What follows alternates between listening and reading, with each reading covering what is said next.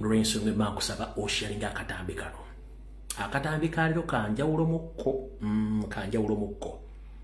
Nsaba ontambuliza akatambi kano kanjawulo mukko. Oyina option y'abantu 10. Sharing na komo yenda. Akamu akasigadde okateeke ku account ba ku page yo. Ataina access wa mugukirira ku page eno kubanga tokukyali notification. Aba asobola okulabira ku account yo. Saagala omiro wekka, saagala otegere wekka kubanga embuulire tefa yonna. Abantu baba buulira mu bungi bwabwe. N'ogwawo ekizibu tebafa bonna, batono nnyo abafa. Tambuza akatambi kano okasaasaanya. Bw'omala okusaba okutambuza akatambi kano, ngenda kusaba ompita abantu bano wammanga. Nkusaba omuntu yenna aliraanye Ssaabasajja Kabaka omunnomere kutu omugambe nti lumbu yatuuse lwa Sande. Nina ebigambo njagala omugamba abiwulire bulungi nnyo abitegeere. Bwe mmala okusaba okunnumira ku muntu ali ku Ssaabasajja Kabaka kutu, then nsaba ompitira abantu bano wammanga. Nsaba ompitire muzzukulu wa Kayiira Gajuule. Era nga mukulembeze w'eggwanga gwe twalonda Robert Kyagulanyi Ssentamu abere katambi kano. Abalangira n'abambejja. Basaba ne bannaava. Nsaba ompitire Ssaalongo Gamulengejja Wasaanya Kalooli afutubadde Mmengo n'akabinja ke konna kaakozesa mu nsi yonna kabeereko. Yoseri Nyando tibahabulwa nkusaba obeereko n'ababbi bo bonna bali mu gavumenti. Mumpitire ku wano Speaker Anita Amongi abeereko. Bakomredi mutukola emirimu gye gimu mubeereko. Bannabyabufuzi mwenna mubeereko. Njagala omwogezi w'eggye lya UPDF Felix Kulimbajo obeere ku vidiyo eno. Owa Ssemwai obeere ku vidiyo eno. Owa Iso obeere ku vidiyo eno. Damulya Christopher Kijambiya Maria Mungu obeere ku vidiyo eno. Bageto youths mwenna mubeere ku vidiyo eno. Then tugitandike. Ngenda gikola kasavu kanyama. Tugenda kusooka n'obulango bubiri then tusimbule video. Saagala kubalwisa. Obulango bwe buno. Mwenna Bannayuganda abawangalira mu Bwakabaka obwegattiramu mu Bwongereza oba kyetu United Kingdom. Ekibiina kya National Platform okulembeze bwakyo obuwangalira Bwongereza saako n'ekiwayi ekisinde ekya People Power bakutegeeza nti bagenda kuteekayo kwekalakaasa mu ggwanga lya Bwongereza. Ngenda kuzomweza 27 mwezi gw'omukaaga 2025 kujja tandika ssaawa 4:30 ez'okumakya komekezo saa 10:30 ez'olweggulo. Okwekalakaasa kuno kugenda kuba kutegekeddwa ku Embassy ya America esangibwa mu ggwanga lya Bwongereza ku ndagiriro eno. 339 Elms LN 9 Elms London SW117 US 27th of June 2025 10:30 to 16:30 UK time. Ebisigadde byonna ojja kukubira abakakiiko abateesiteesi bakutegeeze okwekalakaasa kuno we kunaaba. Wenna nguli mu ggwanga lya Bwongereza nkutegeeza bulungi genda obeere mu kwekalakaasa kuno kubanga yensaawa tulwanira eggwanga lyaffe nga teruwadde okulitirira wenna gy'oli mu Bwakabaka bwa Bwongereza oba mu ggwanga lya Bwongereza ogendeyo. Alright. Kano ke kalanga akokubiri. Bannayuganda abawangalira mu ggwanga lya South Africa n'obukulembeze bonna obwa National Platform ne People Power bakutegeeza nti bagenda kubaniriza omukulembeze gw'eggwanga Mulumba Robert Kyagulanyi Ssentamu ng'era eno yenteekateeka buyimiridde oba luno lukangagga lw'okukyala kwa president n'ebitundu byagenda okugendamu. Kale abakulembeze ba National Platform saako ne People Power mu ggwanga lya South Africa bagenda kuwaniriza omukulembeze gw'eggwanga Robert Kyagulanyi Ssentamu mu ggwanga lya South Africa mu zino ennaku ze bateeseteese wammanga nzikunnyonnyole nga bw'onooziwulira. Bakutegeeza nti ngenda kuzomwezi 18 mwezi gw'omusanvu 2025 gya Polo wakutaano omukulembeze ajja kubeera e Johannesburg mu South Africa. Ngenda kuzomwezi 19 omwezi gw'omusanvu 2025 gya Polo mukaaga omukulembeze ajja kubeera mu state gye bayita Umtata EC.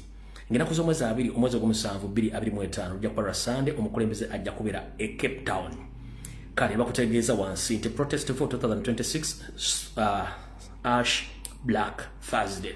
Mwena mutegeezedde Bannayuganda baagala enkyukakyuka ku kujja kwa president ngazze okukyala n'okutegeera abantu bye baagala ebigenda okubeera mu kalulu akajja n'okukyusa obukulembeze mu ggwanga lya Uganda. So bwebo obulango. Akalanga akala nako kankayiseewo kange ng'omuntu. Alright. Mwenna mikwano gyange abangobera b'enkyukakyuka mu nsi yonna. Nsaba okubategeeza nti olumbe lwa muzeeyi wange mwaziika emyaka 2 emabega gye giyise omugenzi Davis Nsumba Katogo Muwanga akati giweze emyaka 2 bikyanga Allah mujjula nti olumbe lwe lwakwabizibwa oba lwakusulibwamu ngenda kuzomwezi 15 omwezi ogw'omunaana ate ateekebweko omusika ngenda kuzomwezi 16 enkeera mwezi ogw'omunaana omwaka 2025 mu makage e Nakirebe. Era ntegeeza mwenna mikwano gye abaluganda bakola mikwano namwe batategeera nti Allah yamujjulula mu bitundu okuli Nakirebe, okuli Kyengera, okuli ku Mukaaga era Kyengera ewa Kolokolo ku Lukadde, olugende Nakawuka saako mu Ndeeba ku Butaala, n'engenda e Busega saako ne mu Kampala wakati nti mukwano gwammwe olumbe lubambi lwakwabizibwa ng'ennaku z'omwezi lusulo nga 15 ogw'omunaana enkeera nga 16 ateekebweko omusika. Jagadde bategeeza mwenna mutegeere nti ekyo nakyo weekiri. Kale n'olw'ensonga eyo njala kubebaza mwenna bawuliza obulango buno n'abawuliza programu yange okwetola ensi yonna. Ebyo bibadde birango bya leero, kati kansooke nteekewo video nga bweyina okubeera. Sigenda bawa kalowoozo wadde ekigula bugi. Akatambi katandikira obutandikizi sirwawo. Okusookera ddala waliwo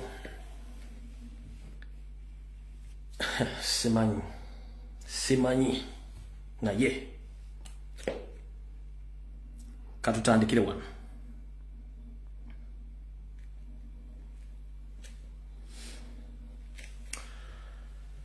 Kino kyakubika nenga kirimu information. Njala soko okukola okutangazaamu akawungezi ka leero bababikidde Dr. Spire Kigundu. Dr. Spire Kigundu ye muganda wa Dr. Spire Ssentongo, monna byanjigiriza era omuwandiisi era munnankyukakyuka lumirirwa eggwanga lye. Ono afudde muganda we, so si Spire Ssentongo tumanyi nti yafudde no, ono muganda we yafudde. So njagadde nterezeemu ekifaananyi ekyo, ono muganda we yafudde, so si oli gwe tumanyi omusomesa oba omuwandiisi oba omulwanirizi w'eddembe ku social media platform si yafudde, wabula muganda we yafudde, Dr. Spire Kigundu. Ndowooza nkoze okulambula okulungi ennyo mutegeere bulungi. Naye kiki ekimusse era afudde ki? Wali okulira okukomba essowaani. Kansooke mmala okukola clarification era. Buno baka mugenda butuusa ewa Dr. Spire Ssentongo, manyi video najja jjira oba kakipu kana agenda kalaba. Njala sooka kukola clarification. 1. Dr. Spire Kigundu ono gwe mulaba Dr. Spire Kigundu mazoba tegeeza muganda we naye afudde. Emitimbagano giwandiise nti yabadde nannyini ddwaliro. Ekituufu kiri nti si yabadde nannyini ddwaliro, no. Eddwaliro yabadde nga dokita omukulu avunaanyizibwa ku ddwaliro eyo, yabadde nga dokita omukulu nga yavunaanyizibwa ku ddwaliro eyo, naye nga si yabadde nnyini lyo. Ne bwogenda ku mitimbagano ennamba eziriko ziri mu mannya ge, naye nga eddwaliro nnyini lyo ye Ssaalonga Mulengejja Wasanya Charles Peter Mayiga Kalooli. Dr. Spire Ssentongo mpulira bulungi nnyo. Ogenda kukola okunoonyereza, oli munoonyereza bulungi, information ogera gifuna. Abantu b'e Bunnamwaya Zananfuufu zone ne ku luguudo lw'Entebbe abasinga obungi information mugirina. Eddwaliro eryo si lya Dr. Spire Kigundu, eddwaliro lya Ssaalongo Gamulengejja Wasanya Charles Peter Mayiga Futubadde Mengo ye nannyini eddwaliro. Nga bwe tubaga nti abantu bakola ebikabadda byabwe okuterekamu ebintu, bw'atyo ne Wasanya yakola eddwaliro eryo n'afuna Dr.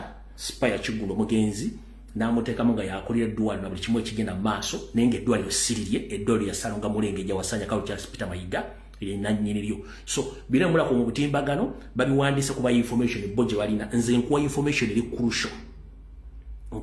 eri crucial. Eddwaliro sirya mugenzi, wabula yabadde overall ngera mu kifaananyi gwe bakolaga nti nannyini eddwaliro eddwaliro si lya mugenzi. Ekyo mukitegedde bulungi nnyo. Kati entabwe eva luddawa, kiki ekyamusse? Tusimbudde Dr. Spire Ssentongo tebakulya ssente wadde okulya ekinusu kyo, era temunoonyereza nnyo. Omwami ono yabadde addukanya eddwaliro era nga musawo mulungi nnyo nga alina bakasitoma bangi, wabula omwami ono abadde azimbye eddwaliro lye e Bunnamwaya mu Nfuufu obazana mu nfufu gye mmanyi obulungi ng'azimbye eddwaliro lye ng'amaze n'okuliggala lyabadde agenda otandikawo nga ye jjukire eri abadde ng'omukulu w'ennyanyini ddwaliro kati abadde anaatera okumaliza eddwaliro lye atandika bizinensi eyiri pasono wattu n'awambibwa yawambibwa jjo ku lw'omukaaga n'abuzibwawo bagenze omuzula akawungeezi mu bitundu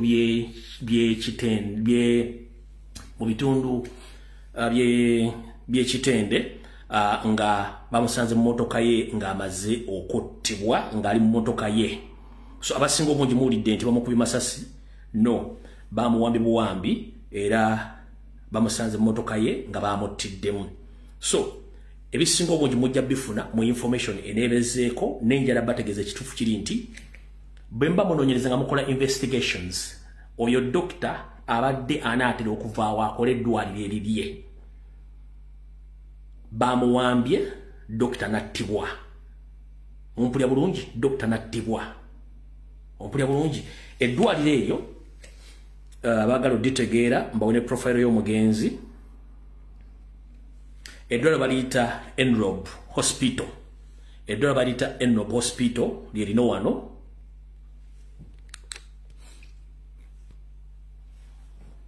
eddwaliro lyabadde addukanya lyeryo awo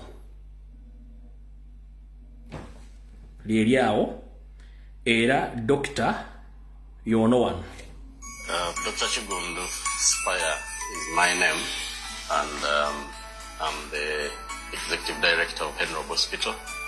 Enrob Hospital is located Ora corporate isizobola kuzanya kantu ako babula kankulage information ekwata ku ddwaliro direct leka tusimbe tugende maaso mulyoke mutegeere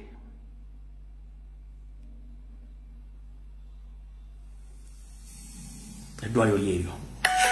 Enrob Hospital is located along Entebbe Road in Zana, opposite the KFC Lugowa, and it offers both inpatients and outpatients. But today we'll talk about mainly our outpatients department, which runs 24 hours. It has clinicians of different specialties. We have medical officers, we have specialists of different categories, and we have experienced nurses. So these are the different units of our outpatient department. We have the accident and emergency that runs 24 hours.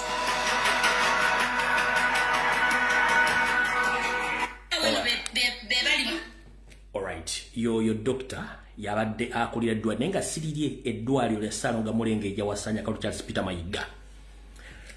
Dr. Spire Ssentongo abooluganda bakola emikwano saako n'abimutundu eddwaliro libadde Zana saako n'eri ebuna mwaya mu nfuufu Zana gy'abadde mugenda kuŋŋaanira mulumbe naye nsaba mubeere nnyo eno obutamiivu gye mubeera gye bunyera omwenge mugenda kufuna information gyembawa mugenda gifuna mu bantu abazze mulumbe ebbali eno kati kankubuulireko katono nnyo. It is alleged nti Ssalonga Mulenge ejja yamanyako dokita ono nti anaatera okuva ku ddwaliro eryo agende ng'ataddewo eddwaliro erirye so agali mu nkuubo gesi na confirming ne agali mu nkuubo okusinziira ku sources zange Ssalonga Mulenge ejja wasanya Kalu Charles Peter Mayiga okusinziira ku gali mu nkuubo mutannafuna Ssalonga Mulenge ejja wasanya Kalu Charles Peter Mayiga kigambibwa nti y'omu ku bakoze omulimu gw'okugyawo omusawo ono. Abamujja bitwala ng'ebyekisazisaazi wabula dokita bw'anaaba amaze okuziikibwa ne binagenda mu maaso mujja tegeera nti eddwaliro sirirye kubanga ebintu ebisinga obungi mubizanyisa ne mutategeerawo gye bikomekkerera. Waliwo akatambika embala enjala bazanyira wano naye ndowooza sekaseevinze kaakano wano era eddwaliro lirino wano. Embeera eri ku Enrob Dr. Chigundu bamukubye amasasi n'afiirawo wano ku Enrob Hospital Zana.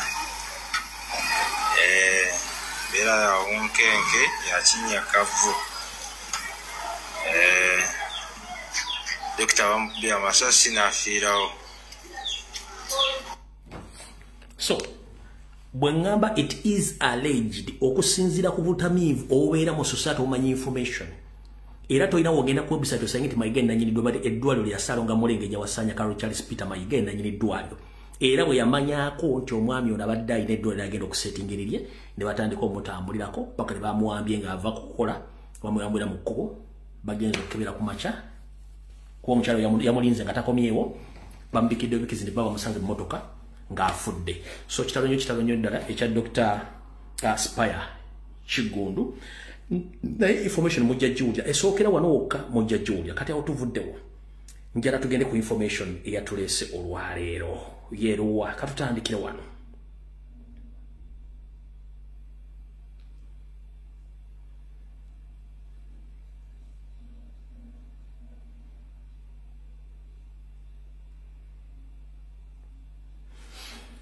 Alright, olunaku lwajjo lwadde lwa mukaaga wabula olwokutaano najja nekola video ne mbategeeza okuzaawa kwa Sheikh Kasule Indirangwa ne mbabuulya biki byonna bibadde bimugoberwako mba ne bimanyi bulungi nnyo wabula olunaku lw'olwaleero bigambo bingi bitambudde byogeddwa naye ndi wano okubajjukiza mwenna Abaganda abakyalimu empekembera.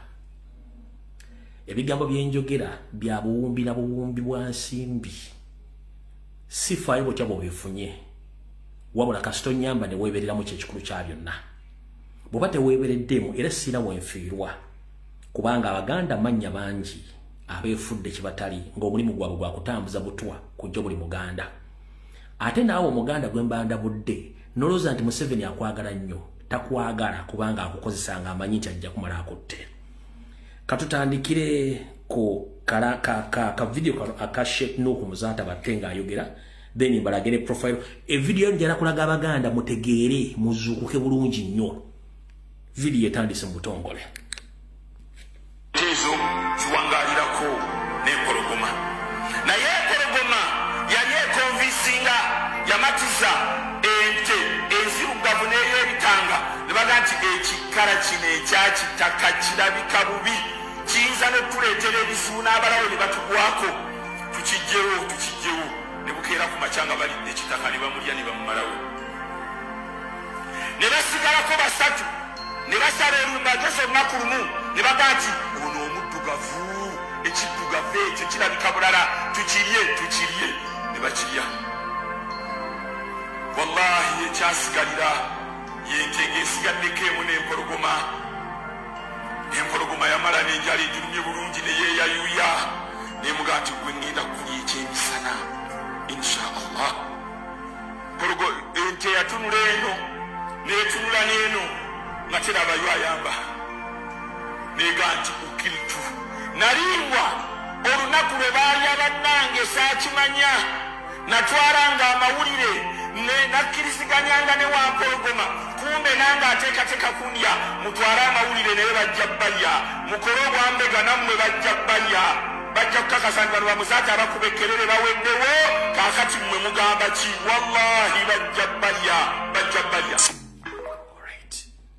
bajja kubalya bajja kubala ani abalya fenga Baganda. You know he's an enemy of Baganda, number one. And secondly, an enemy of Uganda and an enemy of Africa. And we shall crush those enemies as we have done in the past. Yeah. You preach your nonsense, we shall answer you by word. And if you go beyond word and want something else, you also get it. All right. Oyo. Kati gwenovaawo nojja n'otula mu meeting efaanana bw'etu n'omusajja gw'omanyi nti musajja mukyamu eno. Iyyaka na'budu wa iyyaka nasta'in. Ihdina as-sirata al-mustaqim. Sirata alladhina an'amta alayhim. Ghayril maghdubi alayhim wa Pause. Oyo omwami mumulaba oyo. Oyo omwami mulaba Sheikh Obed Kamulegeya. Kasoke mpozinge mwao. Muddu wa Allah yenna omuyisiraamu woli. nze nzikiririza mu Dabbi Isa muddu wa Allah wonna w'olinga oli Muisiraamu ekintu ekibalya temukimanyi omu kubayigira Museveni okulya abasiraamu bamwita Sheikh Obed Kamulegeya muddu wa Allah ng'okyateetera okyayogera okyakolagana ne Sheikh Obed Kamulegeya ne Nabi Muhammad yonna gyali agenda kunyigira kobeere muwalimu wa muzikiti ki kobeere nga wagenda e Makka ne Madina gye mufunira zihaji ne mufuukira bahajjati bw'onobanga okyakulaga ne Sheikh Obed Kamulegeya oyo golabye mugenda kufanga ebiyenje ebigambo byenjogera bino simanya nti nantudde ku mutwe wabula mbalabula abayisiraamu sirina utawo na ddiini yonna wabula ebigambo byange bya buwumbi mbambi kugaa biwulirize ekiri abasiraamu ebitundu 610 Sheikh Obed Kamulegeya ne banne bemumanyi bibaviiriddeko eddiini ya Allah subhanahu wa ta'ala wangala nalamula emirembe n'emirembe okutta abasiraamu bonna ng'abawaddeyo omusajja ono akolagana Museveni okuva myaka gye7 n'okutuuka olwaleero ng'awaayo baddu ba Allah era yakyankalanyizza eddiini ya Allah mu Uganda n'abafa bonna yabalyamu olukwe kati gwe Haji Hajjat Sheikh Mufti yenna ali eyo ng'okyadiringa n'Obed Kamulegeya eyo bavuunike tukyagenda mu maaso n'akatambi ako Amin. oyo It's a grant from the government. Sikubawola kati esente netuziteeka mu nsawo yammwe aba saako yammwe ey'omuluka kati kyemuyita amagoba kubanga twabagamba tebasuuka 10%.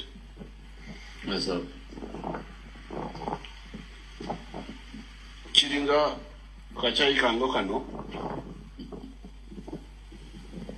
okujurirawo omwana nanyongeramu so that the camp remains, because if you don't do obudde tulina butono nyo olukuŋŋaano lwomwalulaba bulungi nnyo kati akatambi mutongole katandise katandike program emuli Mulange Mmengo bannayuganda mwena gye muli oba ova mu Maserengeta oba ova mu bukiikajjo oba ova mu Masekkati oba ova mu Mambuka oba mu Maserengeta nkulamusiza Kaswente oli bulungi bagamba ekiri atabala kyekiri anasigadde waka gwakyali mu kuliisa ebijanjala empiso ng'okyalowooza nti Museveni muganda oba akwagala tana kyakwagaza missoni yawe yakututta mu mpola mpola kubanga n'obuyinja obututta bwe buli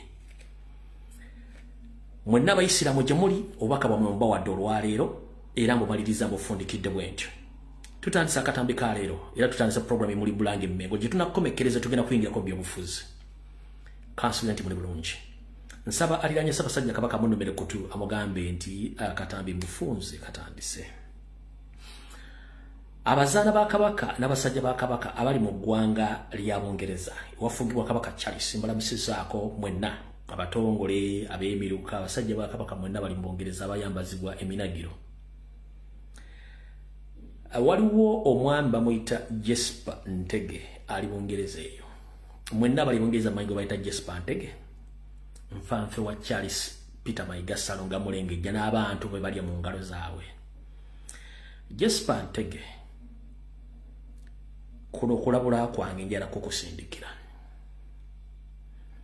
okulya ensi si kulya bwa Katonda n'okulya essente si kwe kulya obulamu wabula embeera ze ez'obuntu n'eggwanga lyo n'Obuganda kintu kikulu nnyo gwe omu ku bantu abakolaga ne Mayiga naawe bennyini bambega abatambulira ku Ssaabasajja Kabaka olwa abalaze ne information emukwatako yonna eyandibadde tefuluma efulumizibwa ne bagikuwa n'ogitambuza netuuka ku bantu abatagalira dda Ssaabasajja Kabaka mu ngeri yaabwe mulundi guno Ssaabasajja Kabaka bw'aba yafulumye n'omulundi gwe yasembayo fuluma gwe n'abali ku lusegero lwa Ssaabasajja Kabaka ne mufulumya ebifaananyi bya Ssaabasajja Kabaka bitalina fuluma n'obifuna n'obisaasaanya Ntege Jesper nkulabula Ntege Jespa nkulabula. Manyi mmala kulabula simalaga kwata muntu vagalanda. Jespa Ntege yeeyita omusajja Kabaka Ebongereza gwomu ku kabinja k'abatambuza information ekwata ku Ssaabasajja Kabaka enchafu. Ngeva mbantu abali ku Ssaabasajja Kabaka abalwanyisa Ssaabasajja Kabaka nkulabula. Ebongereza gomo kubategeka emikolo simeji ya Buganda musime Buganda twegatte sime Buganda tweyawulemu gwomu kubagitegeka. Siri sure nti abantu bajja mu mikolo egyo babeera safe okusinzira ne speed abantu ko bafiire Ebongereza. Jespa Ntege buno baka bukutuukeko nze naga mu nobanga oli mukwano gwa muganda wasenga wa muganda wange nga nkomanyi oli mukyamu ngenda kugamba. Gwomu ku bantu abatambuza ebifaananyi ne information ekwata ku Ssaabasajja Kabaka etateekeddwa kufuluma ng'eva mu nkwezenge zitambula ku Ssaabasajja Kabaka Mayiga z'akozesa. Okolagane Mayiga, okolagane Kibuuka. Buli Kibuuka lwafulumya information agiwa gwe gologisaasanya mu bantu abatayagala Ssaabasajja Kabaka era bamulwanyisa. Bw'oba wakana njagala okole video ng'owakanya byenjogera nja kukuleetera information okuleetera evidence. Ne Bongereza oyinza okuddukayo.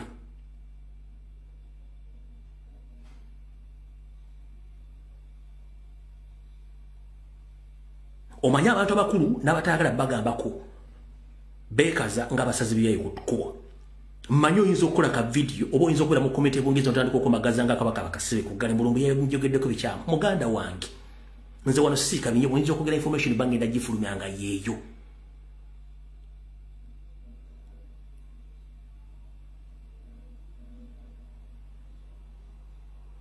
Sagala kulwako nkulabudde omuze gwokola gukomye. Singa ndiddamu nempulira ekintu kyonna ky'okoze nga kiva mu source eri ku Kabaka essaawa eyo nga bikutuuseeko. Embaata eri mu kumaamira ejja kutusinga okudduka wakati wo nange. Embaata emaamira ejja kutusinga okudduka wakati wo nange. Ekyo nawe nkulabudde. So Abaganda mwenda bali Bungereza n'abali mu nsi yonna oyo omwami si mulungi wakudiringa naye. Ke kabinja akamu akakola emirimu gye mbalete munategeera. Tugenze mu maaso. Abaami n'abakyala bali mu ggwanga lya United Arab Emirates.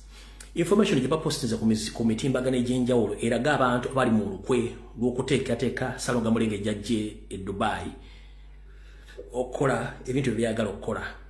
Mbalabula mulya mu Bwakabaka olukwe, mulya mu Uganda olukwe. Information gye bawadde ntuufu nnyo nze wano sina budde bugizanya wabula mbalabula.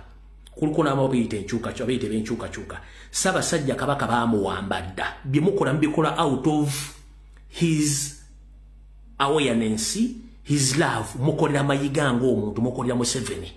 Abali mu America nabagamba dda, abali Abu Dhabi, abali Dubai bagambye, n'abali mu nsi yonna temukolera Ssaabasajja Kabaka mukolera Mayiga kubanga Mayiga kati alina program bagita keep up with Mayiga. Obwakabaka yabuwamba atambulanga bw'ayagala era buli kimu akikolanga bw'ayagala. Ekyo nakyo mukitegedde. Kati buli omu kyokola kikole ng'okimanyi. Nze zino video sizideriitingayo.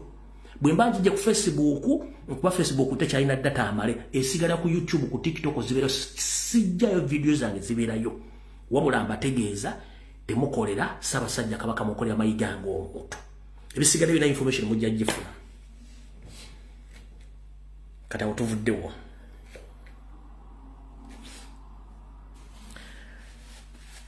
Olunaku lw'enkya ngenda kuz'omwezi 23 si lwe lw'ebbalaza nti ye nga bwe nabategeeza nti enkya bwe kitaabe kyennyo okuggyako nga bakikyusiza. Nabategeeza trade ya Ssaabasajja Kabaka gye yatandikawo bandigikyusa amannya ennaku z'omwezi 23.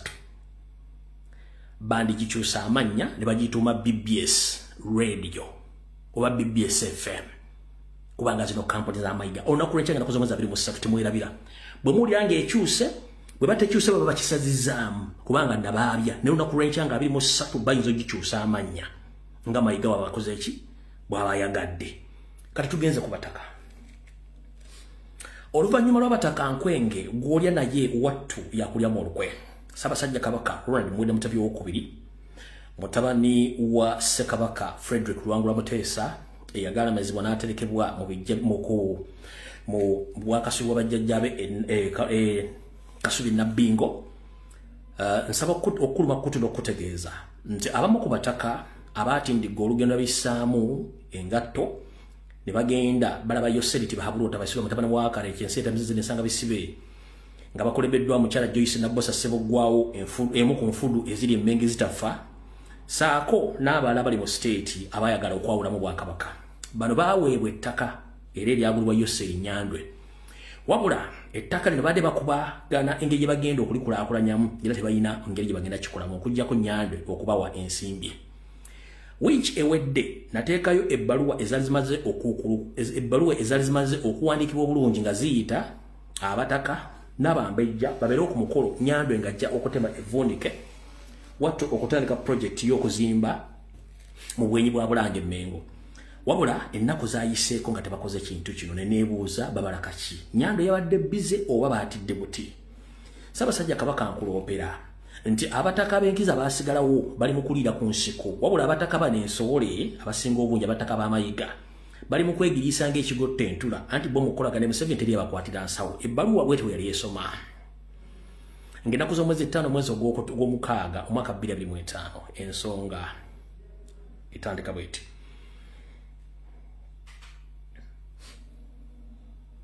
Okutuusaako okulamusa okuva mu mbuga y'abataka abakulu ababusolya Emmengo ku ploti emu Kabaka Njagala Road era n'enkwebaza emirimu gy'okolera Obuganda. Abataka abakulu ababusolya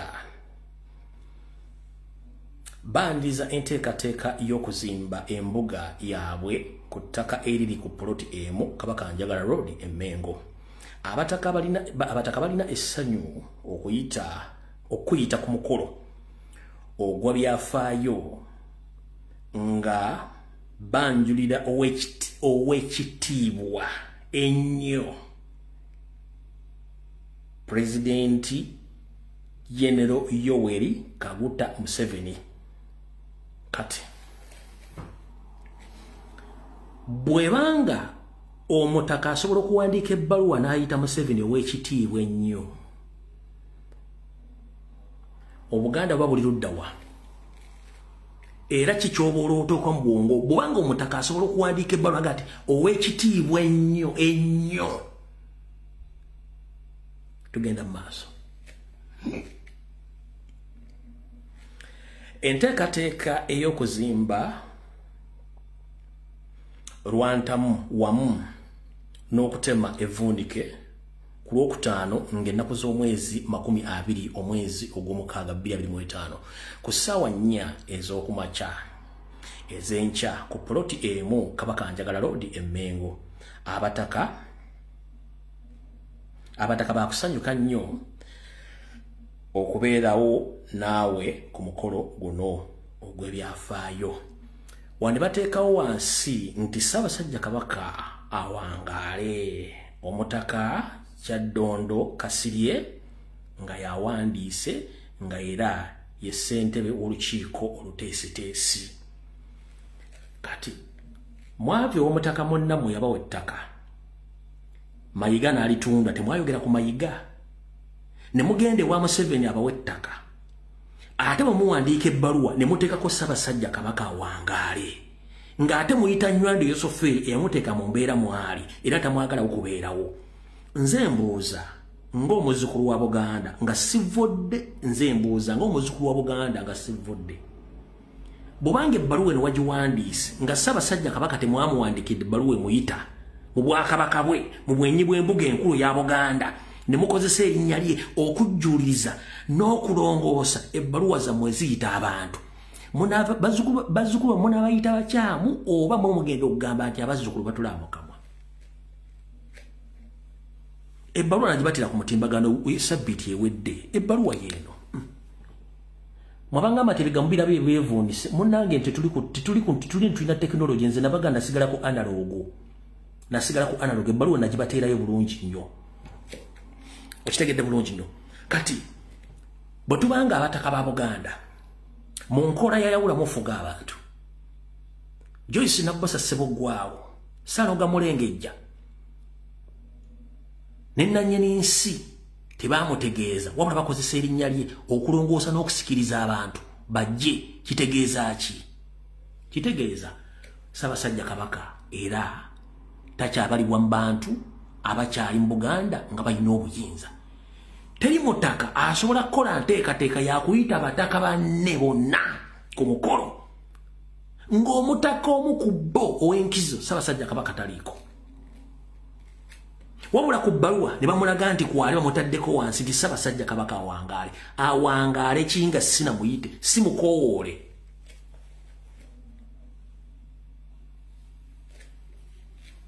Tetugenda kulwawaawo. Tetugenda kulwawo. Tugenda agenda mpola mpola. Tugenda genda ki? Mpola mpola. Era ensonga njala tuzikwate ki? Mpola mpola.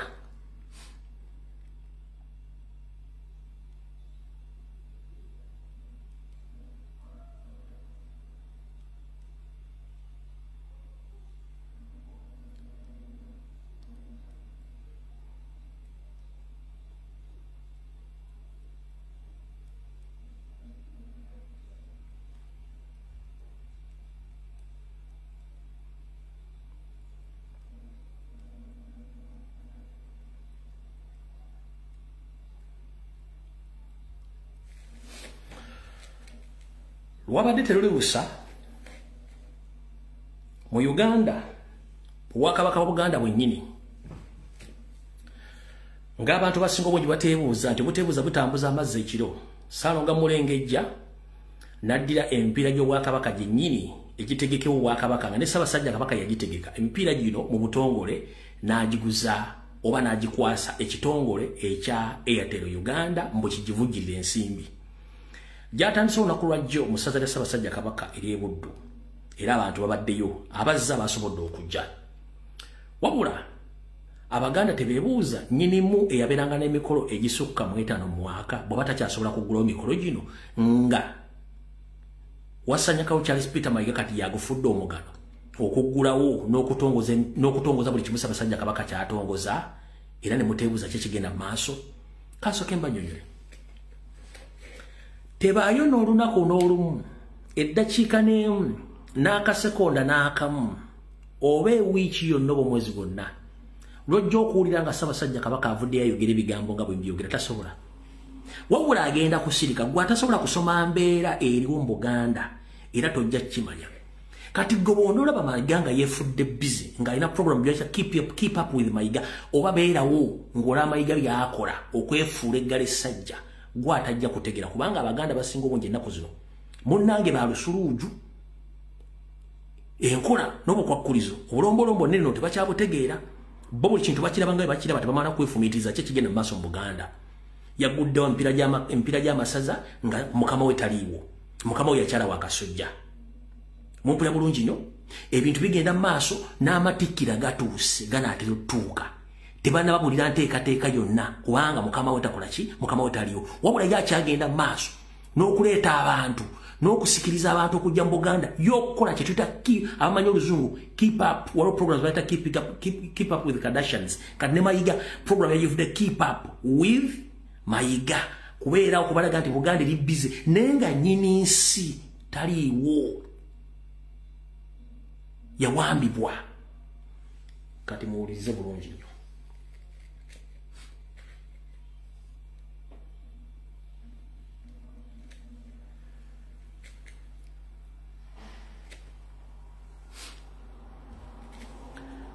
Bwe tuva ku mipiira amatikkira n'ebirala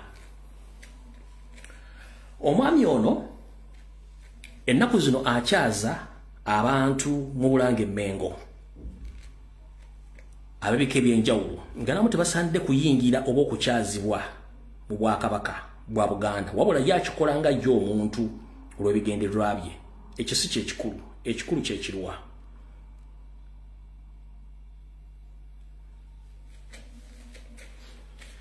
Ssaalonga Mulengejja ne banne abali Mmengo ekikolwa kye bakola bakiyita teekawo ekikookolo nga bw'oteeka Abaganda mu nkola ey'okubabuzaabuza nti buli kimu kiri bulungi ng'eno ye Nnyando Yosofeeri ne banne bwe bafuga ensi okugitambuza. Akikoledde ebbanga eriwera era buli kimu kitambula bulungi. Obutambi obwo mwabulabye edda sigenda buzanyo n'okuba tetulina budde. Yensonga lwaki nti ne baavuddeyo okukola Program ya Nyandwe eyokusenza abatali baganda ku mataka n'abatwala mataka ga Buganda okuba nti obusuulu obwa mataka gonna kati Nyandwe yabukoledde program nti buyina kuyita mu mitendera kwa account ya government oba obukimanyo oba tobukimanyo kati kitegeeza nti ne Ssaabasajja kennyini nannyini ttaka bamuggyeko obuyinza. Yasooka kikola mu kyapa mu ngalo mwenna temwategeera lwaki Mayiga aleeta kyapa mu ngalo. Kamala okunywa kutuzi.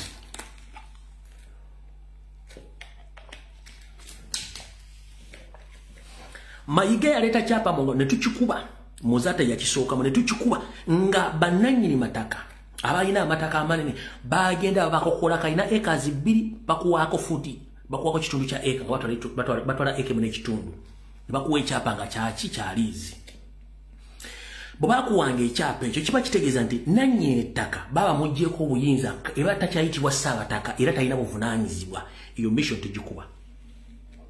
Kati Museveni n'aleeta enkola nti bannannyini ttaka bonna bwe badde osasula obusuulu n'envujjo nga bagaana obbukwata beebuzaabuza ye n'asalawo abakolere akawunti kwe bagenda oteekanga ssente ezo nti singa okwata ssente zino noziteekayo nnyini zo n'atazitukimayo najja kugobe ku ttaka wadde mbukwatibwa n'asibibwa oba ggwe okufuna obwannannyini ku ttaka eryo Ssaabasajja Kabaka aba akyayitibwa mutaka era aba akyayina obusuulu n'envujjo ku ttaka ye Bwakabaka kyembuuza.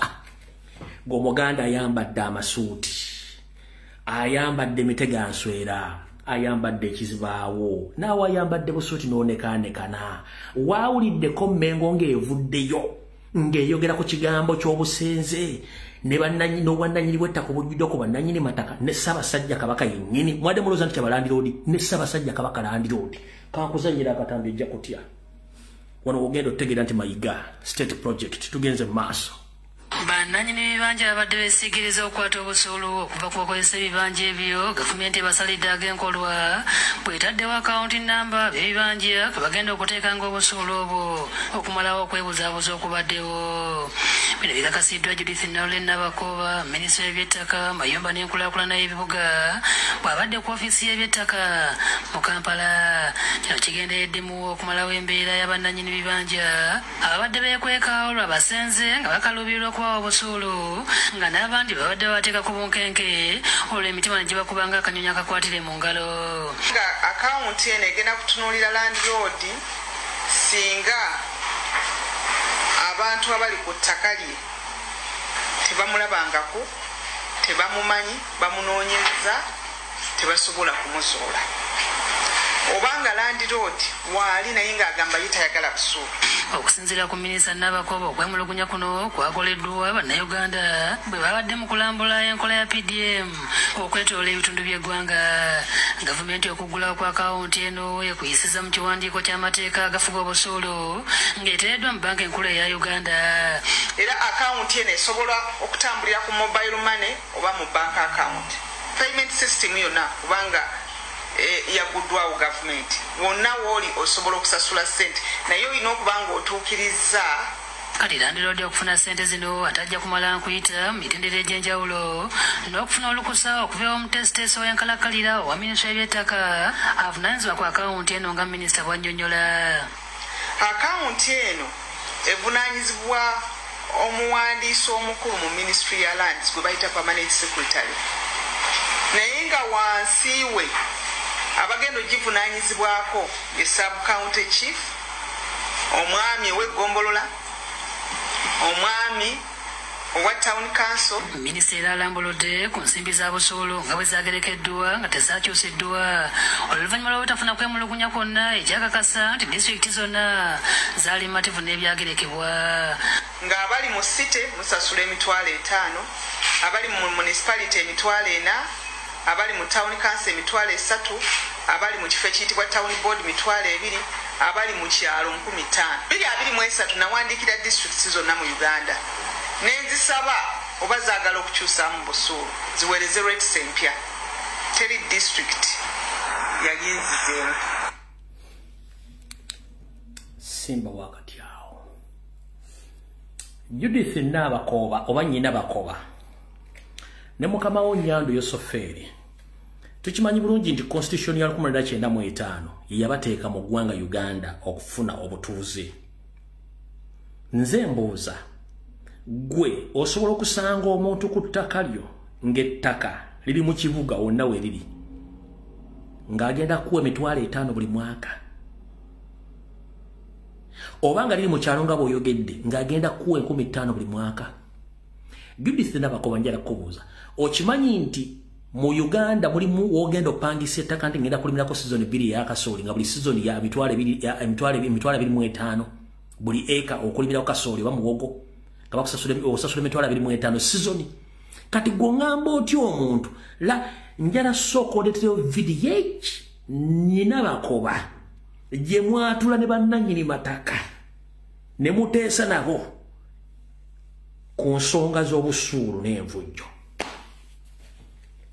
Gwogambye mwatula ne ba district land boards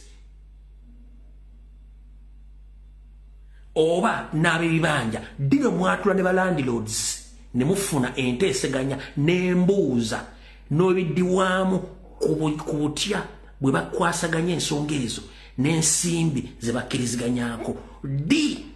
Njagala nnina bakobondetero VDH nga mwayita olukungaana lwa bannannyini mataka bonna mu Uganda. Nze siri landlord nange ndi mupangisa naye we must respect landlords. Gwe tosobola kungamba nti mwasalawo nga mmwe ndi $5,000 nga ne oba ogenda kupangisa season ya ttaka ku eka emu gibere $25,000 oba ku $15,000 ekitono ennyo season erimu myezi 6. Gwe noga muno omwe $5,000 omwe $15,000. Ensonga lwaki mwateeka constitution 1995 n'okuteeka eggwanga ly'emmwe ly'abanyarwanda mu constitution ne mugamba nti n'omuntu yenna azze n'asenga ku ttaka n'amalako emyaka 10 wadde talina ndagaano afuna obwannannyini ku ttaka eryo nga mu nsi kiwe kyali kibadde.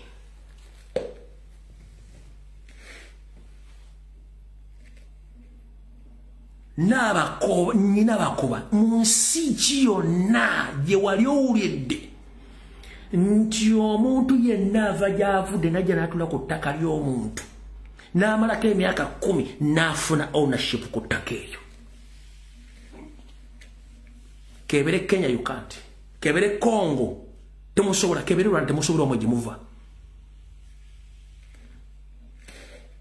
Njagala ondetere yensi yonna nga waliwo etteeka erigamba nti if you go there and you stay on a small piece of land for 10 years, you automatically become the owner of that piece of land. Njagala ondetere akawaayiro aka mu ssemateeka w'ensi zonna ezitulanye mu Africa ne mu nsi yonna wajje kali.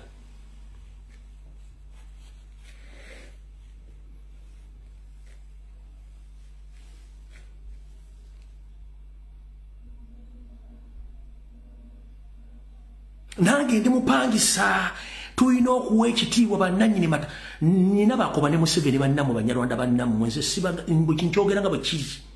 Bajjajjaffe baabalera baabaleeta okubafuula kyemuli olwaleero. Bwe mutandika obbafuulira emmunye olw'okuba muyina emmundu mbuli mbuyinza mutwale buli kimu ekyabwe n'obuyinza bwe mubaggyeko n'obwakabaka mubuggyeko obuyinza olw'okuba atudde Mmengo Munyarwanda munnammwe Mayiga tannavaayo ku komplenda okwogera ku nsonga gye mwayisizza. Bannyini ttaka edda mu Buganda gwe bayita omutaka nannyini ttaka tasitukira musitamye ku ttaka.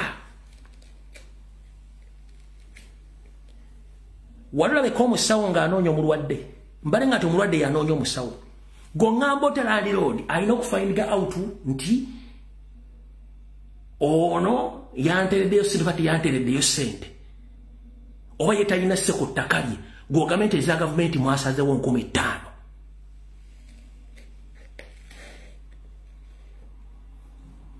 Nabakoba osobola okukkiriza omuntu yenna abeera ku ttaka nakusasula 5,000 omwaka oba nakuwe nga ne Kampala kati tekyali muzigo gwa $5,000 omwezi. E Kampala teri muzigo gwa $5,000 okujja ng'osula mu mwala. Mwenna bali mu diaspora mu America musasula ground rent.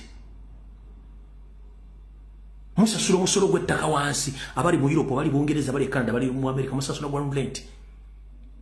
Oba sente za state council za ground rent. Musasula ke 5,000 ba $2. Musasula ko $2. Musasula $2. Kubanga dola 2 kwiza kuseremeka. Nusu kasanvu tezula na mutwalo. Musa njagala wana ali mu America oba ali Bungereza ndera wano message. Omusolo gwa musasula state council ogwa ground rate wa sentemeka. Nga sinagenda maaso. Ntegeeza wano musasula sente mmeka abali Bungereza kuno kwemuli.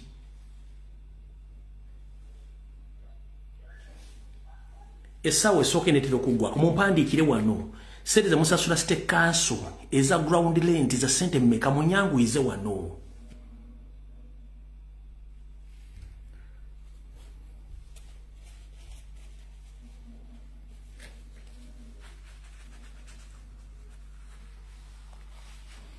Onagambi aipe council tax dola 10 pound 10 ana mweda za pound 15. We pay $20. Mobilu franc agambi we pay $1,500 plus. We pay $300 for condo. We pay $169 per month. In London we pay $5 million a mwaka. $30. Council tax kati Muganda wange. Nyina bako bagambe tosasula 15 mu kyalo. Mu Kampala byoga sasula mitwalo 5. Mitwalo 5 zisetemeka. Kutaka lyo muntu. No, njala tubeeremu n'enkola etegeera. Mwe temusobola kufunamu kifaananyi kiraga nti bano abantu batandise okumanyira kati. Ba openings boundaries. Okukifuula ekyangu ennyo buli mugwira okujja okusettlinga mu Uganda to own land. Okufuna ettaka dibeerako balandi ole babafudde ekitagasa nga ne Buganda mwogitwalidde Ssaabasajja Kabaka takyali Land Road.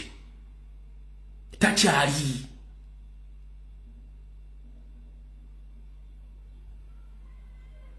Nkugambye Kamba tekyali muzigo gwa mitwalo 5. Gwogamba nti amataka gali mu bibuga ga mitwalo 5 mu kyalo 15. Njagala nte video nga mwatuza conference ya landlords ne mukkiriziganya ku bisale ebyo.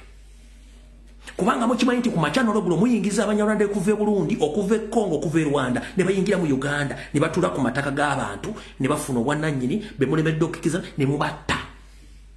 Musa Abaganda ne mwetuma amanya ag'Ekiganda. Wulira. Ono Katabaazi. Akundanga muntu yange ikonti Muganda. Naye ndi Muganda. Ndi Munyarwanda.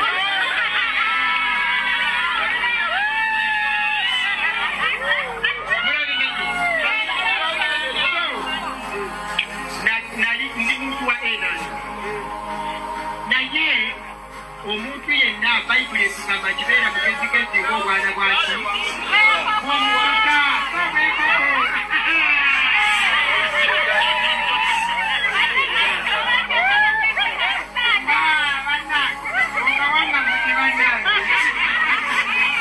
kakati mu buli mbeera yonna oteeka okutala amagezi agakola ki agakuyisaawo olina kubeera muwanguzi otala amagezi agakola ki agakuyisaawo mu kaseera ako nalabanga emmotoka esoka okulinnya amangu. Sinikira muli ebinnyo bw'akugamba nti balina kubeera bagezigezi ng'obwana bw'omusota oba obw'enkoko.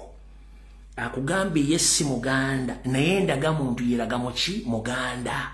Bakikola basala okujjukujja okufuuka kye balina okutuuka olwaleero. Bwabanga Museveni yakoze etteeka ly'ettaka n'akola akawunti y'ettaka nga Mugaba akugambye bino oba Kagaba akugambye bino, gw'Omuganda ali ekyo obwongo bukugamba ki? Gw'Omusoga ali obwongo bukugamba ki? Omusajja mu Northern Uganda obwongo bukugamba ki?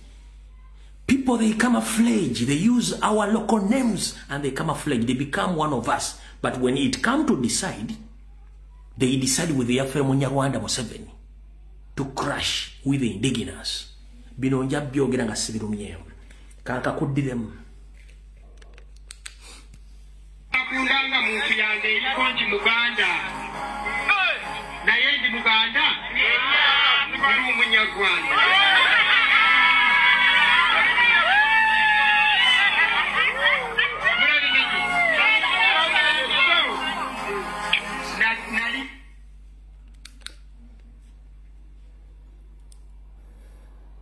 Muganda wange nsaba kubuuzaako. osobola okugenda mu kitundu kyonna eky'Rwanda n'oyimirira n'oyogera ebigambo ebyo nze ndi munnayuganda oba ndi muganda nzano Rwanda kufuuka munyarwanda nendaga muntu nina y'abanyarwanda ekyo nakikola okwefuula omunyarwanda nga siri munyarwanda osobola okyogerera wantu wonna mu ggwanga lya Rwanda. Why do these people make us to look fools? Because we are patient. Because we have hospitality tuyamba.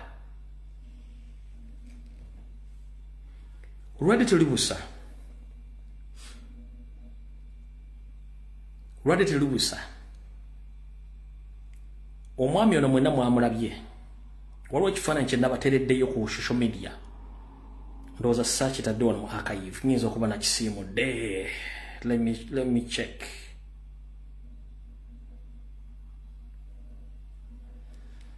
Kangendeko mu archive eno.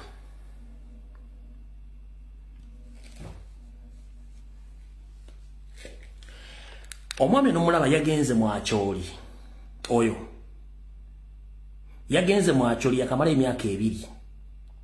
Musajja munyarwanda. Wamula bwe yatuuse mu Acholi ng'akolaga ne system. Omwami ono Frank Byarugaba bwe yatuuse mu Acholi yetuumye Odu Odong Mak Onek. Odu Odong Mak Onek. Nenga munyarwanda Frank Byarugaba. Nakyusa amanya. Bano bali bameka bakyusiza amanya okufitinga mu society z'abantu.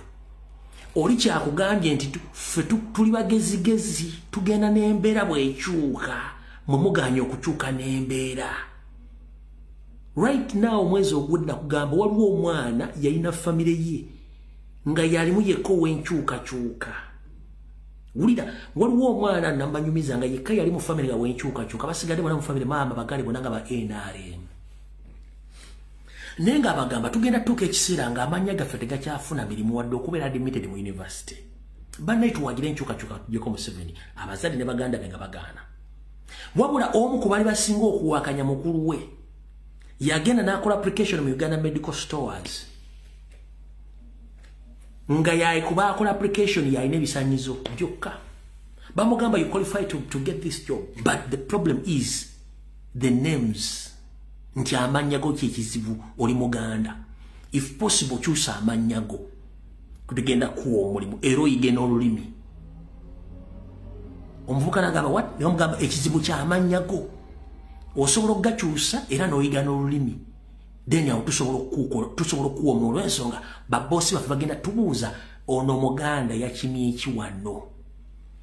Gayi yava gye yagenza okukola interview nga nnyogoze n'abinyumiza maama we famire yonna yasule etokota bweti. Kati mwina kyemutamanya ekirala. Waliwo ekigenda maaso mu ministries zonna kati kino kya Bank of Uganda. Nyando Yosofeya making sure nti tewali muntu yenna muganda addamu kubeera mu Bank of Uganda ng'ali waggulu.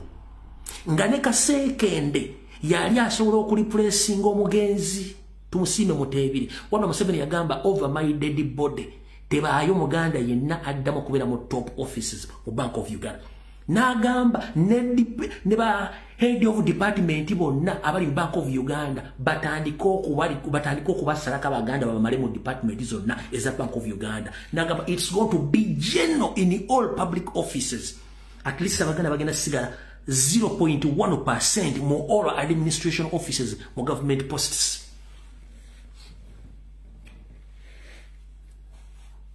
Nsiba bibagamba time mwegenda tuuka nga tosobola ku admittinga mwana mu university.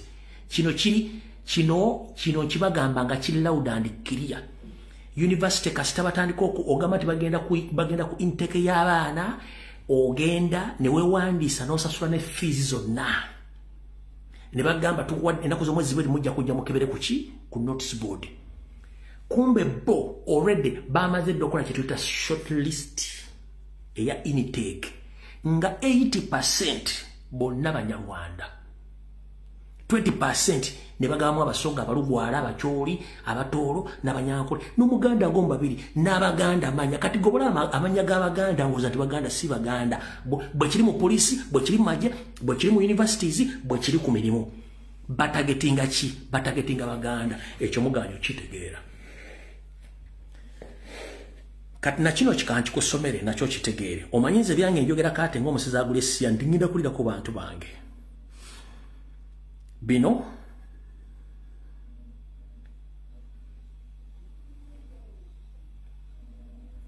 kulira bino kankusomere message eno abazadde mwenna abalina abaana ku ssomero ly'Emmengo Secondary School muwulirize obubaka buno ene ebbaluwa yampeererezeddwa ngisome njagadde gisoma nga ngireetera mu katiba kano ak'okubategeeza ebigenda mu maaso mu ggwanga wulira bano abazadde bawandiise. Good morning, Mr. Fred Lumbuye, a freedom fighter. I have a concern as a parent and my fellow parents about the dismissal of our children from Mengo Senior Secondary School, headed by Nantaja Grace Sebanachita. Nti amachama lungi mwami Lumbuye, era omulwanyizi w'eddembe. Nina obuzibu nganzo omuzadde saako ne bazadde bannange. Abaana baffe ku makyano olw'eggulo bagobebwa ku ssomero lya Mengo Senior Secondary School erikulibwa omukyala Nantaja Grace Sebanachita. Tugenze mu maaso. On Friday last week, a group of 7 girls from S2 Blue went into a play after classes. Being friends, they played holding their friends. Bakugambye nti ku lunaku olwokutaano lwa wiiki ewedde ekibinja ky'abawala bataano nga bali basomera mu senior 2 naye nga langi yaabwe ya bbululu bagenda okuzannyako oluvannyuma lwa kiraasi olw'okuba nti bali mu kibinja kikimu bonna nga bamikwano bazannya naye nga beekutte mu ngalo ng'ab'emikwano. When the school administration saw the video clip, they took it that they were fighting and they decided to expel the children from the school. Mu oluvannyuma lw'essomero okulaba akatambi nga katambula bo babaddukanya essomero lino balowoozezza mbu abaana bano babadde balwana era kyabaviiriddeko okugoba abaana bano mu ssomero bonna abataano. Naye mbusibwa mulundi ogusoose okugobaganya abaana mu ssomero omwo mu ngeri ey'ekiyaaye waliwo syndicate. Tugenze mu maaso. The children who were minor, abaana abali wansi w'emyaka egitenneesalirawo, were even forced to make statement at school to accept that they committed a crime. Bakugambye nti abaana abali mu myaka egitanneesalirawo bawalirizibwa munnange okukola obweyamo obuli mu kubuwandiike okukkiriza emisango gye bataakoze ne bagibakkiriza nti bagikoze. They were not even given a chance to be heard, and even we wanted the school. We were only insulted by HM and the committee. Fengafa abazadde byatugudde mu ttama obyatugudde mu matu twasobodde okuba nti tugendayo naye tebatuwadde budde wadde okuwuliriza abaana baffe akakiiko akaddukanya essomero. In fact baatuyisizaamu agengege akakiiko konna bakabadde katudde. We later found out that the places for our children were sold out to other parents who wanted to join the school. Twagenza okizuula oluvannyuma lwa bino byonna ebyokwegolimba oba okwetolobojja ng'eggongolo essibwa akabugu ebyo nze mbyongeddemu. Twagenza okizuula mwanattu ng'ebifo by'abaana baffe bano abaafuumuddwa nga nenna bwe gisimufungize ebifo bino byatundiddwa era nga bigenzeemu abaana abalala abadde balindiridde ebweru. The HM Nantaja Grace Sebanachita and the Dean Aneti Wandiaka Epaphras Anitwe and the teacher Mpamire are the ones behind the dismissal of our children. Nti omukulu w'essomero lino gwe tuyita headmaster Nantaja Grace Sebanachita n'akulira ne Dean omukyala Aneti Wandiaka ne Epaphras Arinitwe ne omusomesa gwe bayita Mpamire beba akulidde oba badde bebegawo okugobesa abaana baffe bano okuva mu ssomero lino. The dean sells off admissions to those who wish to bring their children to the school, and they share the money with the HM. So katukomeka.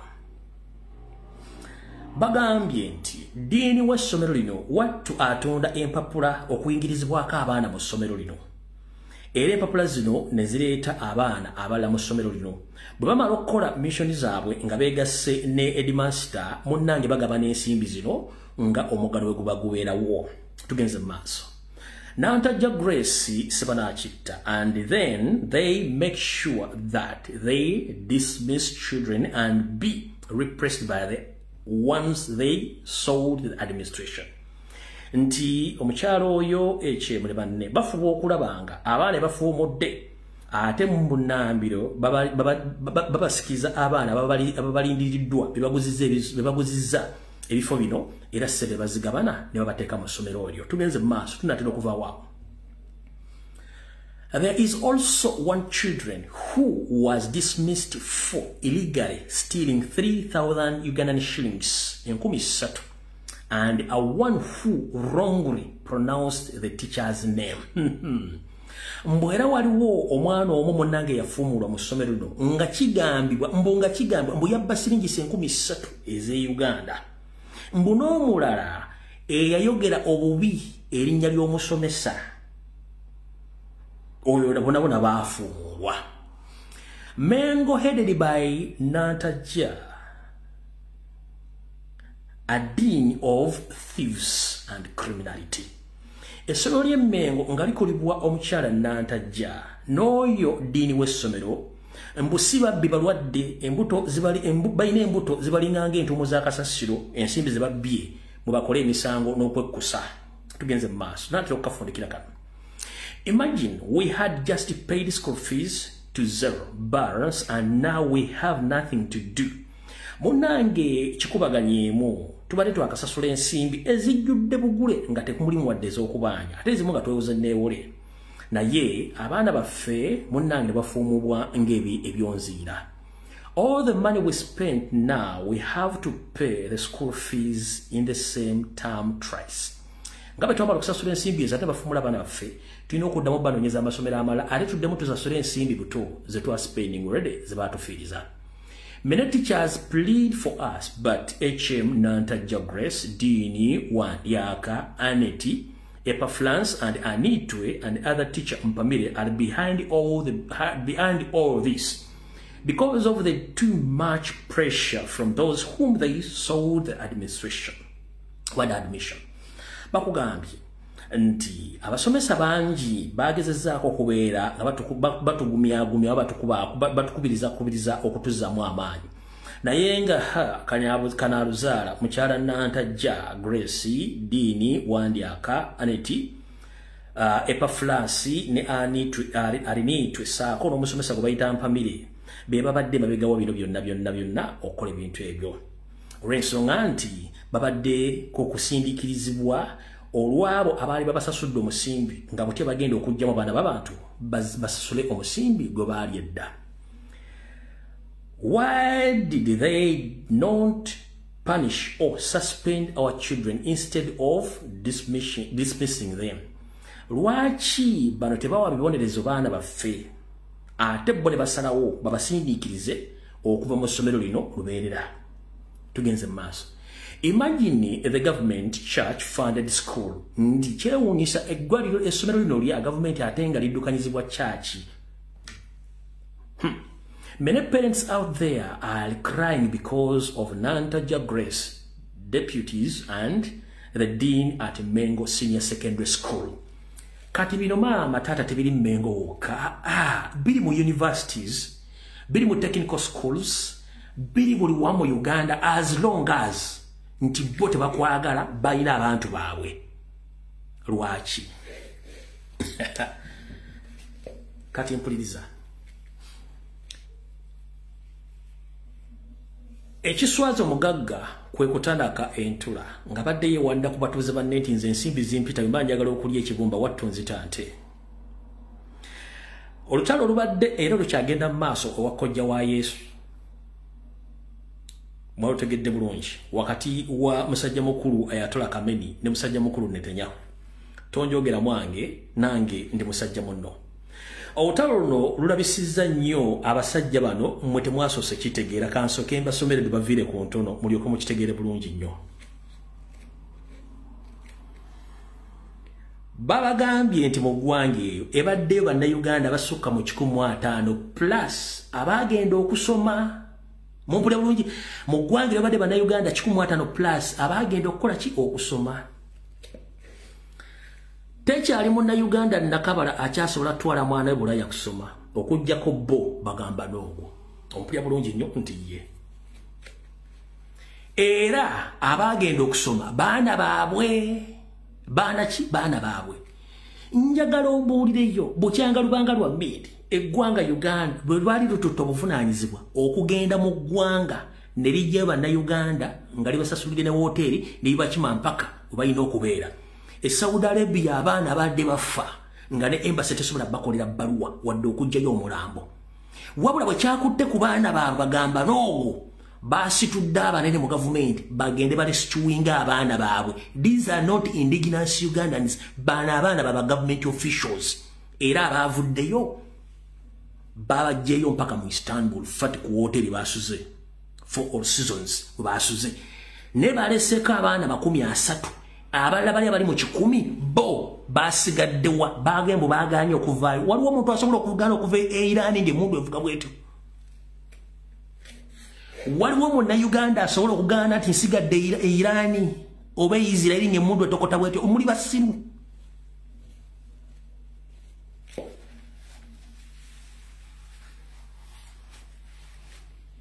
Olabe basika mberenge popcorn mu kiyungu nga tomanyi ne baba nodduka emundu evuga Israeli ne Iran olina gambo abaana basigade bagana okuli muyina amagezi kyasitudde papa ne msekutale ambassador simayina bachi ne bagenda bali receiving bano bamanyi bulungi bamanyi ambassador wawalo mumanyi bulungi mukozi wa sente muntu wa Museveni kada kambazanyira katambikana kaddakiika 2 n'ekitundu naawe okozesa obwongo bwo otunule bulungi nnyo okakasente mu Uganda oli gino oli ku bibyo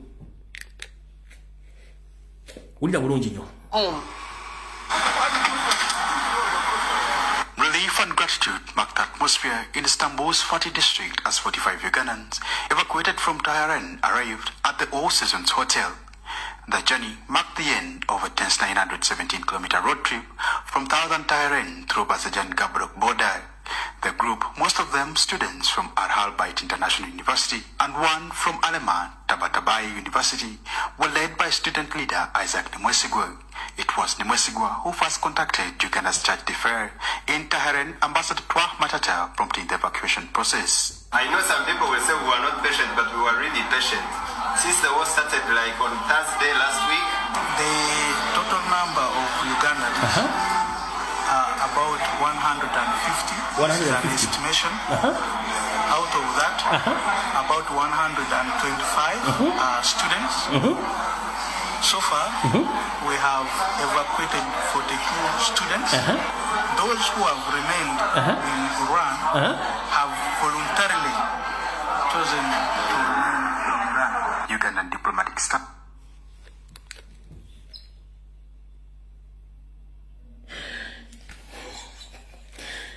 But those who have remained there, they voluntarily accepted to stay there.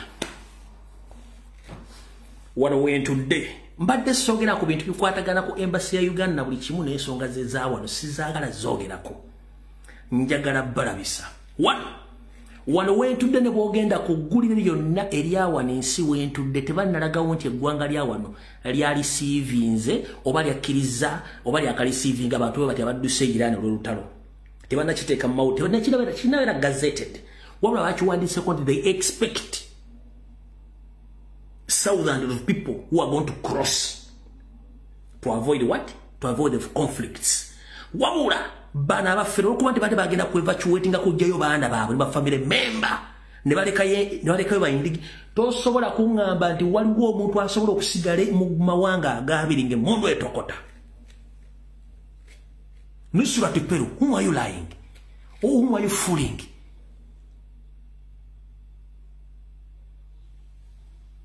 Who is fooling you?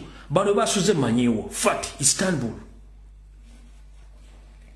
Jemwaba Jeku Bode, Mwasi say Yabanta, Avuna is one who take a year for fair. Momola Tulibasiru. Abana bafe Saudi Arabia ngebe yengi ne mugano gendo bajjayo babera mu camp ne bafanga ne mugano gendo bajjayo Dubai to evacuate Ugandans watali lutalo ngenyonyesiba Dubai temusobola bajjayo gwogende Iran ku boda ya Iraq ne Iran oje yaba mu mbateke mbasubira mu 5-star hotel ngakudiremu yiyo all season hotel eri fat manyiwa yomwa batadde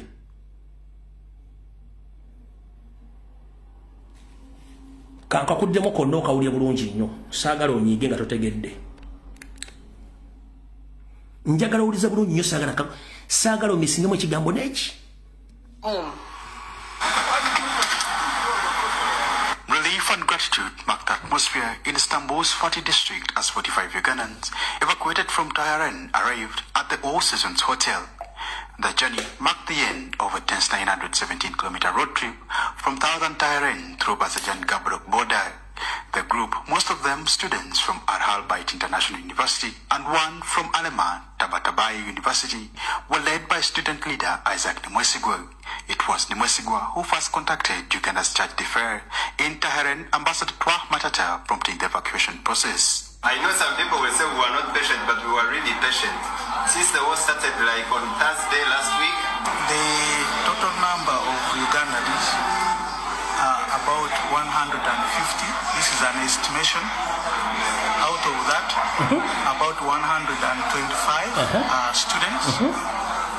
So far, we have evacuated 42 students.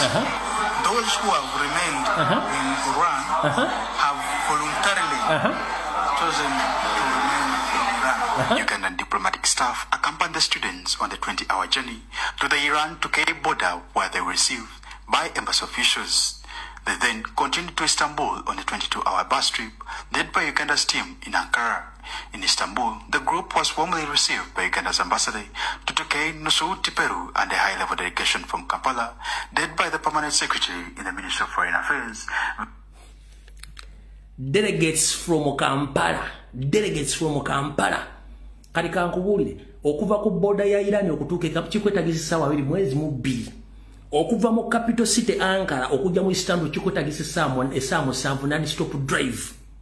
Wamula delegation yavudde Kampala yazze netuuka nesangawo ambassador n'abaana ne bagirako mumuloza tuli basiru mwate mukibe bana bamwe embata zaffe mwazirese zifiira Iran nyinda zifiira eri nemo basa oba muli bamulaba ki nze kisingo kunuma abaana balajana nga bali Syria nembaza nyina amaloboozi g'abaana nga bali Syria balajana tewali wadde yafaayo. Abana bali Yemen tulajana mujja abaana Yemen tewali yafaayo. Abaana bali Dubai mu detention center teri yafaayo. Uganda Airlines egwe Dubai mu wiiki egwayo. Emanyi okudde Kampala nga temuli wadde abantu abawera 1,200. Ne mugana okuleeta abaana free of charge. Abaana bali ekkata bali stranded temusobola adde okubazza Kampala. Abaana bali Saudi.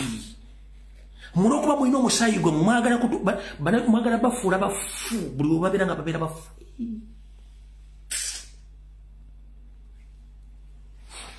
Anyways, ekiri atabala kyekiri nasigadde waka. Mwebale nnyo omulimu gwe mwakoze. Oliyanza ogati oyo ali bas tayagaliza oba kino njagaliza. Ne treatment gye muwa abaana bammwe gye mbamuwa bannayuganda. If it wasn't their grandies, Museveni watwandibadde mu office eyo. Nisura tipe twandibadde mu office woli Ankara awo. N'abalala tebandibadde omulina abazadde bajjajja babaana bano bayiwa omusaayi mu Luweero, imagine Luweero triangle. Oba bali Busoga, oba bali Ludda, oba bali baba Nyankole. Bayiwa omusaayi okusevinga eggwanga ery'okubeera. Ne abazzukulu banga musobola obbaleka. Gongamba otyambo they willingly stayed. Willingly.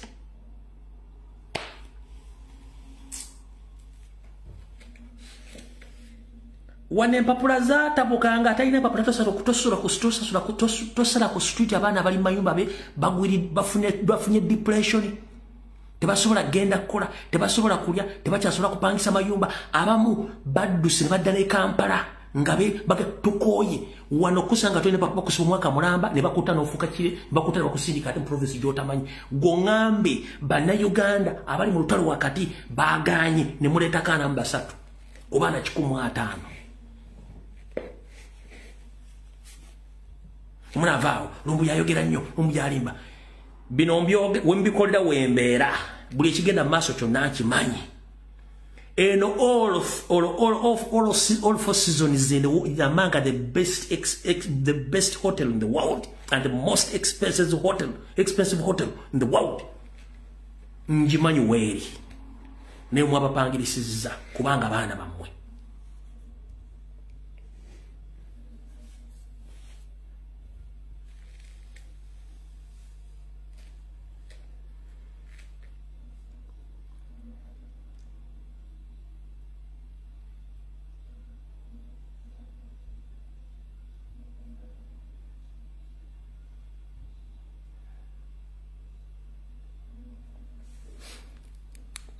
out of the door.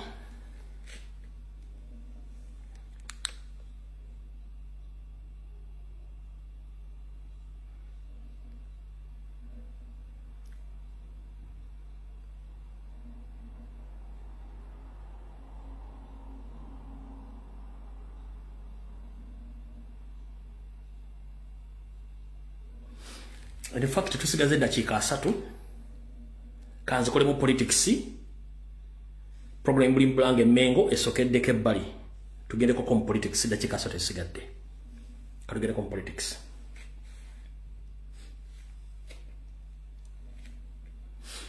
nenga tutugenda gena politics mu dakika zine 2 abadde bangoberera omwaka gwonna na wana mugwokuna mugwokutana mugwomukaaga najjamba gamba ni Museveni atagetinga abaana bamwe mwenna ajja batta mwenna bazirwanako nga tayagala abaana bano basigalewo nga bajja kuleeta ekizibu competinga n'abaana baabwe abali mu institutions abali mu government abali mu kusoma n'abali mu kukola ki naye bwe mbadde nga mbyogera nga abantu balowooza nti byakusaaga eyasembye oddugula mwaka yabadde Cedric Babu nabagamba basemutte eyasembye okufa yabadde Cedric Babu ngenda kuzanyira akatambi kanaddulinga good enough information bajirina naye ekibasiriwaza kiki naddulina information nabala balina information lwaki mwesiriwaza basajja mu Abaganda uli anaddulinga confirming badde yogera nti batagetinga baana baabwe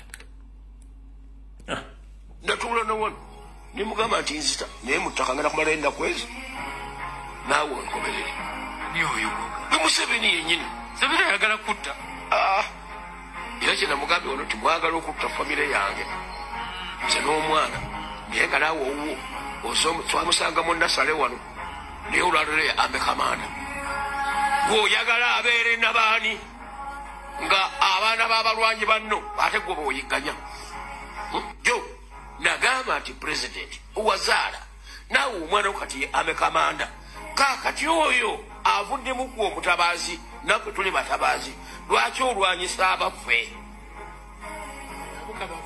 nabuka bafeeyo eyo ejja okuba generation yaabwe empya feka tuwummudde naye gwe abaana ababa muffe bwe walwana nabo toyagala balabako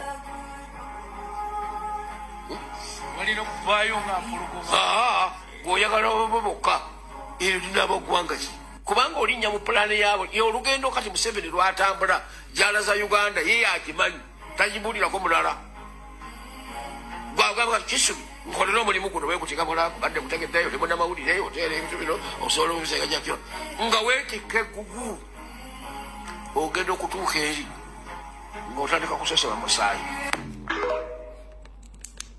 information bagirina buli kimu bakirina naye neneebuuza abantu bano kiki ekibafuula nti ate omuntu gwe badiringa naye tebamutegeera eyo question yange gyembuuza lwaki bafuuka abantu batategeera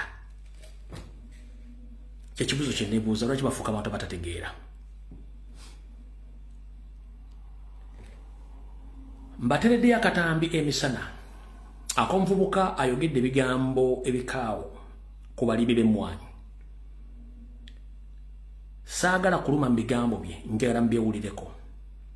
Oluvannyuma lwa Museveni okutwala luyi Museveni batatantwala mmwanyi zibadde mugumu 8 gumu 6 gumu kitundu.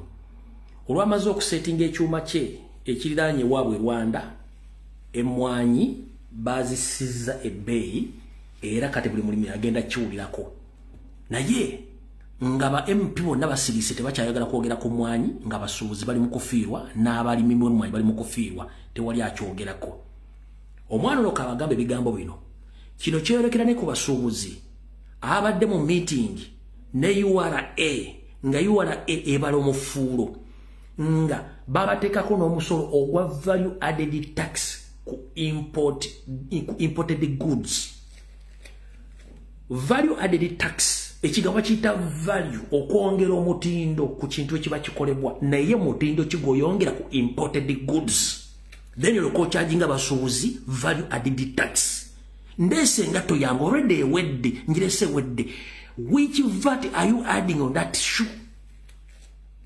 When it's already made shoe, nenga ate value added wandibadde omwongera ku bintu bikulwa mu Uganda. Nkiwongerako omutindo, omusolo gw'okwongerako omutindo. Ne muteeka percentage y'omusolo ogwo. Imported duties buli kimu kyonna omuntu akozesa $2,000 agenda okumala okiryalinga container ngeri $5,000. Nengeri abatasasula musolo. Nokwata ekyuma n'okizimba ku almost ku boda Uganda ne Rwanda gye batalima mmwanyi. Ng'emmwanyi batandika zirima eri Mbale, ne kiyita e Buganda, ne kiyita mu Masaka, ne kigenda mpaka gye kimwakizimba nga tewalawo musiri gw'emmwanyi. Kati mumaze ozikwata zonna muzikutte, mufunye World Market mugirina, mutandise ozisala ebbeeyi kubanga kye kigendera kyammwe. Emmwanyi eri ku gumu kitundu mugigula 7, mugende mugitunde $2,200 nga mufuna ddabo. Obusuulu musasula butono, ettaka mulibba, musengula bantu ku mataka. Kati n'emmwanyi mugisiza omuntu gy'abadde afuna muse, mwagala omuntu agoyingewa.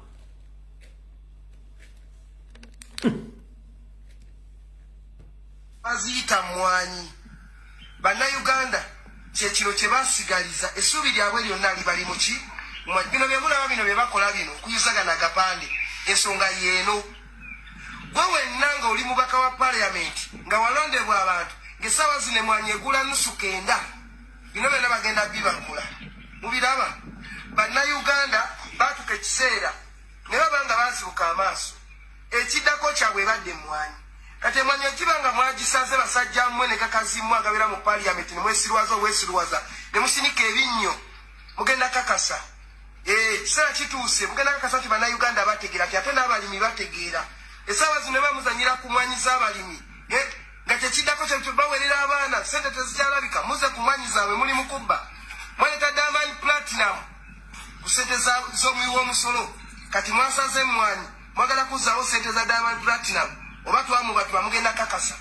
Era gwe njagala mbabulemu ebivubuka mu ebiri e Kampala ebisiruwala. Namutinkiza n'NRM ng'ekyalo kyammwe bakimalawo mujja kusinika nnyo ebinnyo. Kyo tugenda musita kusanga Museveni tugenda kulwanyisa n'agasajjago n'agakazigo gonna tugenda balwanyisa. Tulabe nga twenunula. Lutalo sula ffenna noba ne munnakyalo kimukwatako. Eno bagiyita mmwanyi gye muzanyirako mugenda gitegeera. Mumusinike nnyo ebinnyo. N'afundikira nga ghetto youth w'omu kyalo ye Kamwanyi Franka message agituusizza. So Kamwanyi Franka message agituusizza bulungi ya Kamwanyi n'abagamba ebigambo bye besigenda kuddamu kubanga nze soogerera muntu bigambo bye mubitegedde bulungi nnyo. Alright. Mukulu Felix Kulimbaje ajebaleko ssebo. Akabanga ke wali obuliridde ng'ogenzeeko mu garagi mu nsi z'amagulu meeru okukyusa diesel oba omusaayi. Ladies and gentlemen, tutandise politics. Oluvannyuma lwa Kulisi Busiru okumujja ku ky'obwogezi bwa Muhoozi Kanyarugaba okwogerera bomu n'ebisigadde wamukuba ne muleka nga takyassa.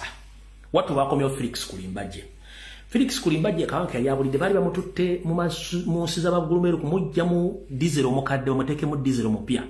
Munnanga nti embwa z'ekato zaamuluma, amagujja zaamuluma, alina magujja. Era omukyovula zimukuba n'afuuka wa bbulaaka, olumu n'ajjanga wa bibomboola, mujjukira eddagala batusiganga ku matama libayitanga bululu eryamambuluga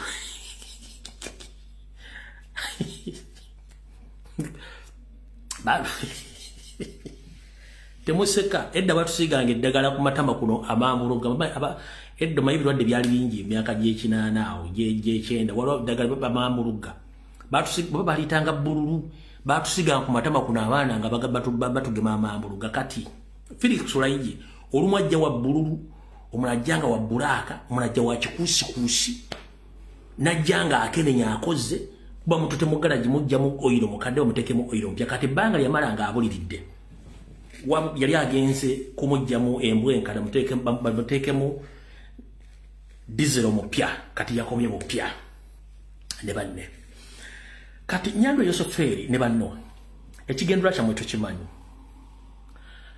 mwagala covid ye twamujjeo twamukubye n'avaawo mulese kampuni yammwe eya Allied Democratic Forces lulimu atega kabomu k'abaana abato akatto mwandigiri kemwatega ene munyonyo kabomu kamwe akatto mwandigiri tekakola makulu ne yakogere yali takwatagana nga linga mpali za Museveni byogera tebikwatagana atawoza omukazi simate bomu yali kutte omwana akwata bomu ate wa boda abadde avuga boda n'ekyamangedde munyonyo ate munyonyo n'egaana ate bomu n'evugira ku lugi ate simanyi olugi ne lukwata omuntu ate taxi yo n'ebula ate taxi yabuze ate simanyi wa boda n'agibuukira ate ababaddewo simanyi yakutte kamera abadde yaloota ng'akwata mwannyina nga bali mu kunaaba kati byebige bimwe oyo Chris Magezi bye yali ayogera kati bwe mwakuba bomu eyo Chris Magezi nemulemerera yamugamba Chris Magezi ddayo wano wasanawo Felix Kulimbaje najja ng'avudde Germany bagenze mukyusa eddagala bamukyusiza dizero bamutaddemu obuziize mbw'okuboggola ennyo n'akomawo kati bw'akomyewo ne bajja n'ekiboozibozi kya bomu ku Kaleerwe era ekiboozibozi kibadde mukazi gwe batakulaze kifaananyi kyafaanana atya ndi wano tegeeza public ogwange gwakodibaga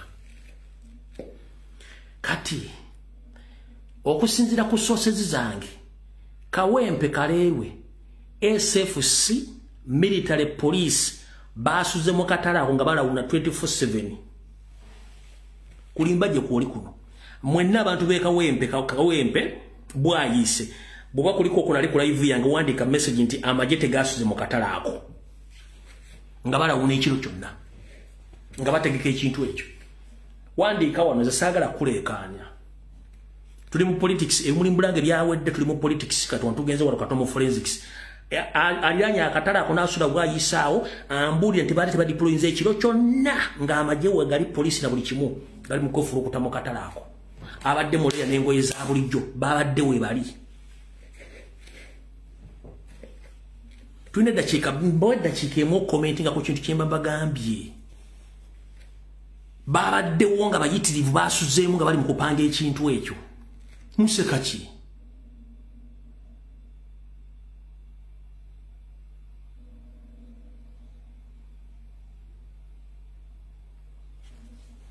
tuli mu nsonga za nnaku muli mu kuseka kati nze abanyumiza siseka n'ebizibu bingi nnyo ate mu museka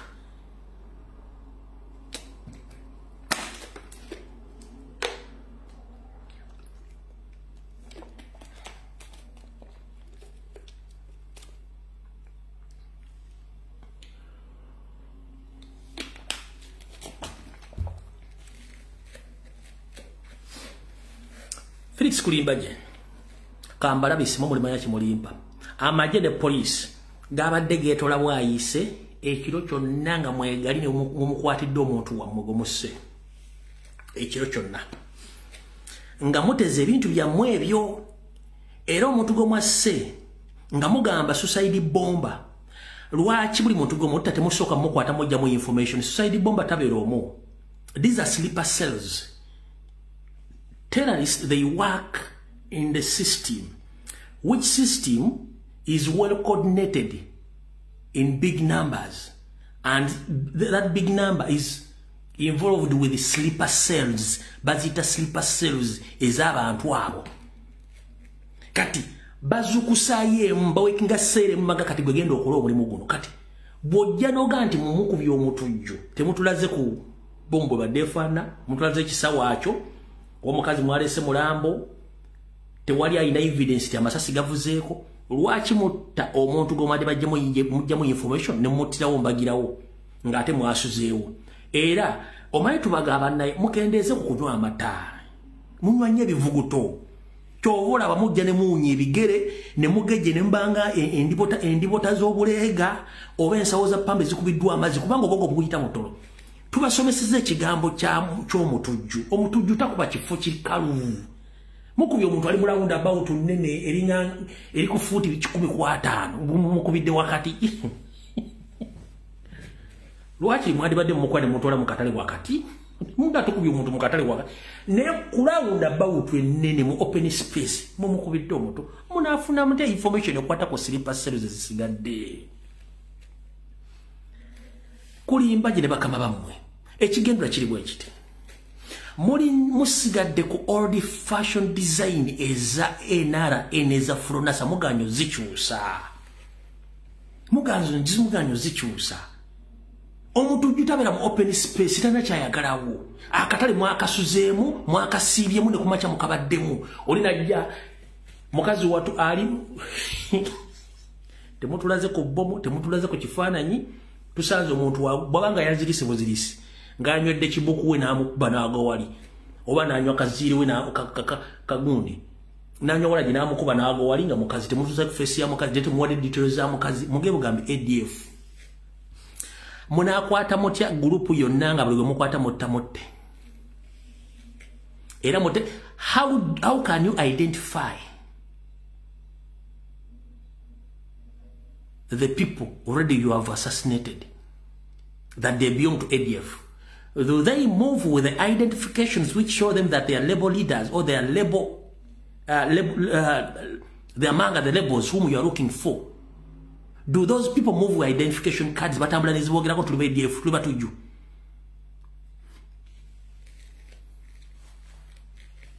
But ekigirwa kimwe kiri bwe kiti mugezaako okuleeta bibbomu mugambe nti Uganda eri under the state of emergency olw'obutujju tetugenda kukkiriza abantu kukuŋŋaana mu nkuŋŋaana za byabufuzi kyemwagala okukola. That's their main target kyemwagala okukola opulya bulungi netukimanyi bulungi nnyo. Second, mwagala tandika kuleeta kiboozibozi nga mukiteeka ku national platform Robert Kyagulanyi Center kyemwagala okuleeta nakyo tukimanyi bulungi. International community know that and they know that move.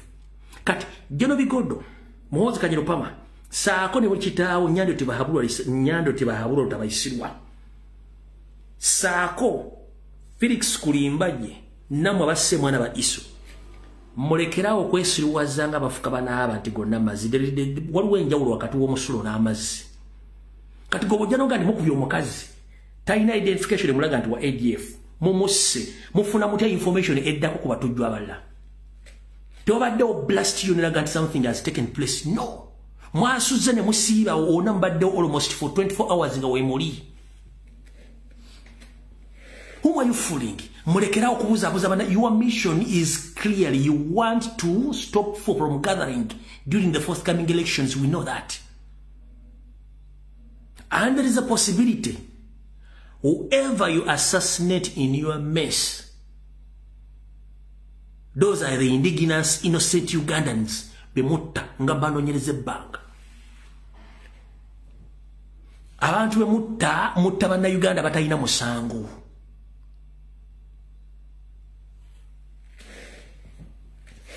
Okitegeera kaakano kankabazannyire nawe kennyini njagala bakatambi kano okale bulungi nnyo gwombuulire lwaki omutujju ali mugende wali abantu n'agenda kulawunda about mu kibangiriza agenda kukolawo ki?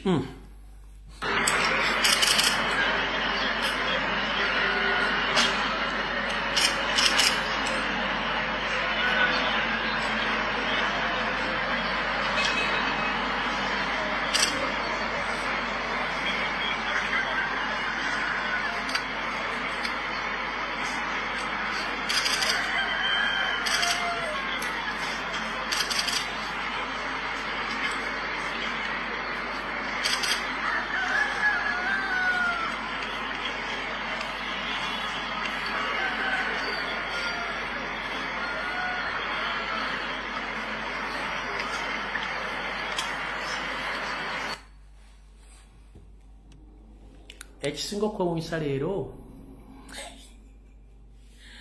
nazanya akatambika expert omwezi guli oguwedde expert natugamba crime scene teteekeddwa kubeera occupied yonna ezingibwako ne batandika okuyita buli department eri responsible ku crime scene aba bomb squad aba forensics aba buli kimu ne kati njagala ombuulire wano waliwo abantu bameka abali ku crime scene lero munnange aba forensics babadde kumpi police badde kumpi buli kimu kibadde awo within immediate finger bakakuba omuntu essasi babadde bonna bakunganya mu dakiika eki kwata olugalo oteeka mu kutwononya olw'okutokwa atowonga obukyuse botoga nti kino kyetuliko bonna lero police baddewo SFC baddewo amajega baddewo aba forensics babaddewo bomb squad within 1 minute to 5 minutes bakwana wakakyalina video tebatubulidde mugenzi yani tebatulaza identification wabula bo bakoledde omulimu gwabwe within the minute ngamaze okufuna information ene mukwatako when we say a cow and educate a cow, that's what exactly we mean. Guys, wake up and grow up, style up. Bana Uganda babu kawoda. Tunde ento werere ente. Ente jiba kugambye okutunda osome ente gwo badoji yonka. Obera ne mentality yayo. Sente ziba kwato kusomesa zivudde mu nte na ogina soma ngente. Yensonga lwaki waliwo difference between you guys and us the indigenous. Gwenebo jano otwala business yange nonzita business esobola kumalawo myezi mukanga tennafa kubanga nze nanyini yonze expert mu kugimanya mwetemwenda kye musobola kukola kyovula mujja ne mutabangula family z'abantu ne muzaalubona ne mudduka busimanyi najja lwambi saamanya bizibu zikusooka ng'amanya tegategereka kubanga mu mulimu gwa muli ba spam donors you donate you run. Never about business. You kill the owner of the business, no jitwala, within small period of time business in a good day. You are not meant for that. You are meant for more. Ebi mumanyi kubanga musobola communicating aneteza mwe noji yonka nonyo musolo gwayo kye musobola ebisigate mbisobola. Find out business zo naze museba nyinizo ne mudugula mu shares zikomekeza zitenga bananyinizo mubase. Bonna zibalemerede kuba temunachi musobola. Chemai bumanye bintu biri bina kuzaala mbantu na kudduka kwekaza kwepicha na kweyita kyemutali. That is it. Njabbi bagamba ibalume kubanga nze sina gwentya nabagamba nalyo famala kunkeberako bannafudde temulina kyemusobola nosanga jeno omulamba oyo lwashanda akulira military barracks ye kasijjagirwa talina P7 talina senior 6 talina senior 4 naye bamugambye tolina mpapula Museveni akuba essimu mu Uganda National Higher Education simu because bitya washande within 12 hours yabadde amaze okulifaya nga alina certificate nenga atine certificate mu bituli ekyo musobola kyokka nenga yadumira barracks ye kasijjagirwa. Era bwotuna ku social media abantu basinga okweyambula currently bonna baveeri waabwe tewali kirala. Bwotuna abantu basinga okutawanya family z'abantu mu diaspora zezo kirabu zaabwe. Bwotuna abantu batambuza obutwana okutta bannaabwe zezo kirabu zaabwe. Bwotuna abantu batandise okwefuula kye batali ne beefuula Baganda manya Basoga manya Batolo manya bonna beebo kubanga beefuula batunuulire. Mufe wamwe ne mujja ne mwetunda okuva ku Mande mpaka lwa Mukaaga ku Sunday mwenye ne muddayo. Bwetuboogerako mwotwogedde bubi osobola kuva Uganda ogera n'okolerwa nomala wiiki noddayo. Is it possible? Tekisoboka. Kati Doni Wanyama akulya New Vision Doni Kandoza mwategede kigambo kye bayita propaganda, blackmail, divide and rule under the influence of Doni Wanyama. Museveni takuwa mulimu n'akuleka n'amagezi. Doni Wanyama byalinga akyali mu State House ye bamwenda bani bonna omulimu gwabwe gwali gwakujja biwojjolo buli muwala alina akolanga mu State House. Bwe yajja mu New Vision n'akola ekintu kyekimu. Kati bakola ekintu okusiga ekifaananyi ekigenda okukolebwa mu kalulu akajja kyekiriwa. Ekyo kye bakola bachita premeditated statements zibagenda okukosa mu kalulu akanyinga amaze okukabba. Bakugambye nti akalulu kabavubuka NRM yakawangudde countrywide yakawangudde etya.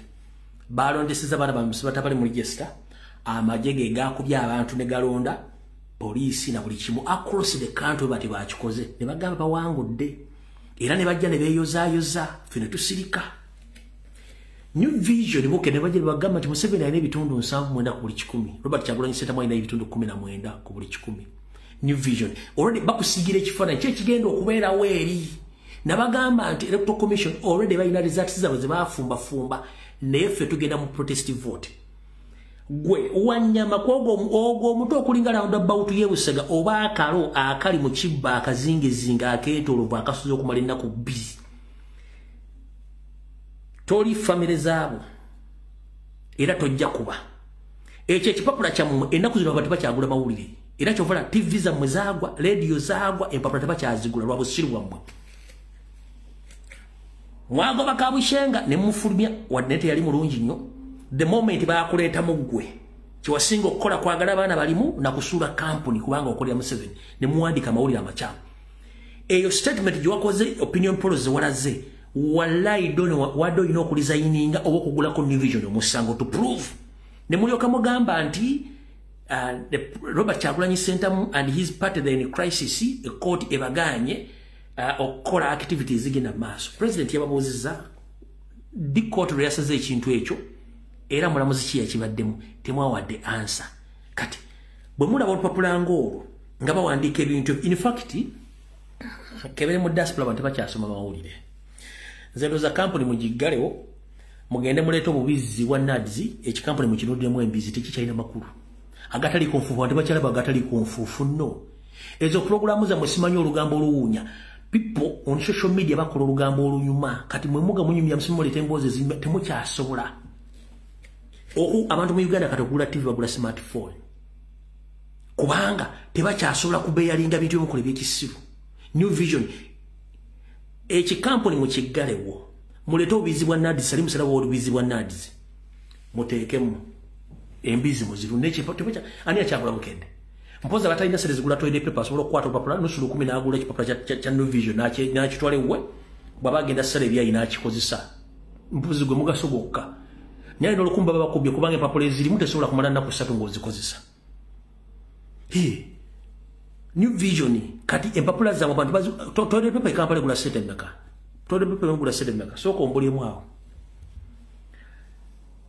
simanyi mumbuli toilet paper egula sente mmeka ekampala.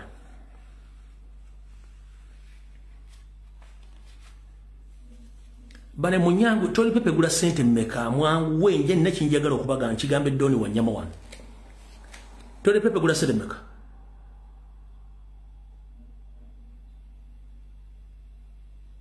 Mumpe answer toilet paper gula sente mmeka.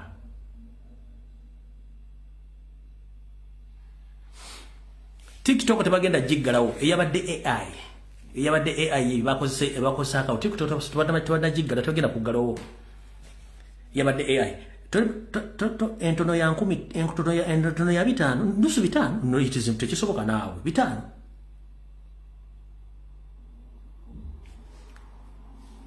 nusu 5 ngali nedda wala katolika Kampala tole papa tesobola gula nusu bitanga tubikyagula kidomola ky'amazzi lili yana beka mutuufu 10 tujitwale ku round figure ya 10 kati abantu bagula amawulire ga mu New Vision ne bukedde bagakozesa mu kabuyonjo ompulya bulungi nnyo tegakyalina mugaso era gwe mugaso gwe gakola kati na kusiba mu mpuuta kusiba muwogo na bikomando waliwo ebitaano y'olukumi y'olukumi bitano enkumi ebbiri n'ekinene kati mmwe ebintu byamwe papula byammwe abantu babisibamu kati bikoma tebakyalina budde busoma papula zammwe kuba ne ku online kwegali tukitegedde bulungi nnyo so mukulu Doni Wanyama ebintu byemukola tubala bulungi nnyo tetulina buzibu nakyo mugende mu maaso nga mukola ebintu byammwe kati wano wali okulenda okukombesa wani mu dakiika 7 zisigaddeyo mumpulitize bulungi nnyo ndoza kijinzo okunetagiza okudda ku Tuesday oba ku Lwokusatu kwenna banduddewo. Mr. President omubaka njala kuddamu okusindikira.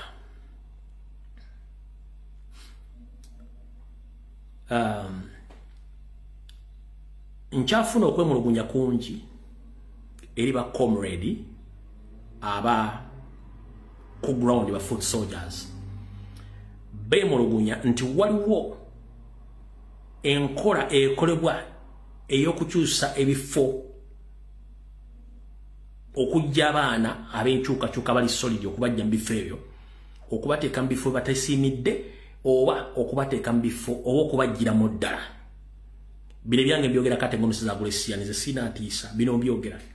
So ngenda kusaba Secretary General akakiiko ak'ebyokulonda aka National Platform with immediate effect muyite abantu munyonyole abantu ekintu ekyo. Munyonyole abantu bonna ekintu ekyo kigenda kuleeta chaos. Bino byange teri ajja bibagamba. Mutaddewo kigambo kye bayita normalization, which is good to normalize kirungi nnyo okukwasaganya abantu bakkaanya. Niye abantu abayine ango gye bakiramu mwe tali ntuufu. Nzine kennyini nfuna amaloboozi wano nga baana bagamba nti ekintu kya normalization kirimu omukono omwekusifu. Lwaki? Waliwo abantu abadde solid from the beginning nga bakyali solid. Mubatandise bashifting obajja mu bifo byabwe. Our main focus, tuyinza obutasobola kufocusinga ku ggwanga lyonna, but we focus within Uganda and Busoga. But mainly Kampala, Mukono, Wakiso. Bwe tuba tugenda mu protest vote ng'abaana bali solid mbejja mu bifo muteeka abantu banafunafu mukolera ani? Bw'obanga abadde omwana ng'ali solid nga badde agenda ku bwa kansala wa chairman firi oba wa MP ne mugamba atagende mu kitundu lajja atasobola kukolera mulimu ogwo mukolera ani? Nze embuuza. Twetaaga in fact akalukano kandibadde nti ka protest vote ng'abaana bonna betugenda oteeka mu position they can command. Muleke tuleeterane bijega gye bimwe tuteeka mu position nga tebasobola commoninga enswero gifuwako nti Mr. President nkusaba n'obuwombeefu waliwo ekintu kyekigenda maaso tutategeera. Ba solid commanders babajja mu bifo ne bateeka abantu batalina egundi eyogere ekola amaanyi agakomandinga abantu waliwo kye bakola ekijja abaana bali solid bagenda okukomandinga protest vote babajja mu bifo bateeka abantu banafu. Kino nkyogera mbyogera nga nze ate mbivunaanyizibwa gwawulira nga kikulumye ng'oli mu ofisi yo nawo oli mpawaabira oba olina obuyinza. Abaana bonna bageto komanda bafoot soldier abalina amaanyi abasobola okukomandinga waliwo kye tuyita switch of position kye bakozesa nga tebakitegeera. Yes, you call it normalization, which I agree with it, but waliwo kye tuyita omuntu okukkiriza nga akkiriza nga ye, so si kushiftinga muntu nga tafunye wiru ye. That is wrong. Eri abantu abakomandinga nga bakomandinga with their authority without consultation eziri mbaana abo ekyo kikyamu. Kampala, Mukono, Wakiso is a stronghold ezotekola mu protest vote. Please Mr. President intervene munyonyola abantu ekigambo kino bwe kitambula.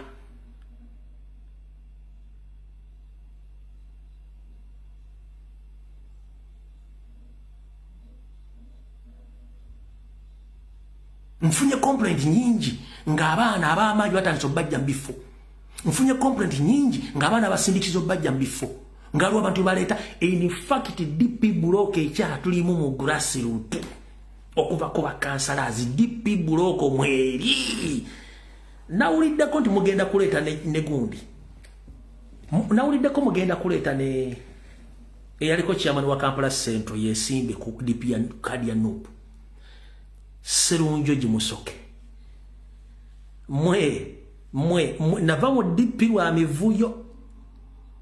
DP buloko ebadde gendo sule kibira cha National Unity Platform. Bwebanga mutandise okuleta abantu ba DP buloko abalala nga mbayingiza mu position. Ng'obadde abaana bakoledde ekibiina eky'emyaka gyonna temutunyiiza tuzza mu layini ndala. Bwabanga Charles Musoke Serunjo jirebe empulya nti bagenda kujja nga ba DP buloko nedda nja kujja mbyogere. era bwe nayogera amanya agali mu bintu bino saagala munyiige kubanga bwe sigenda byogera teri agenda byogera abana bali kugula ndi batya abalamu abo wadde obusente tebatya okwogera n'abalala baganza banza ate kati ndakyali nze sirina kyali wange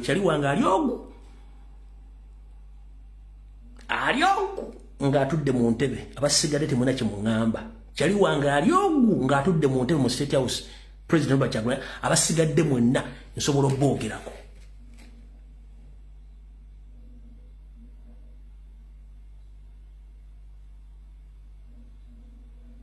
tosobola kunga mulesa abantu ba DP Buloko bayingire mu bwakansala nga bafuutu soja muba ma opportunity nga bagenda okomandinga mulete bisajja ba DP Buloko mu bagundi kunyinza okukola video ku Lwokusatu nga nkambwe mukko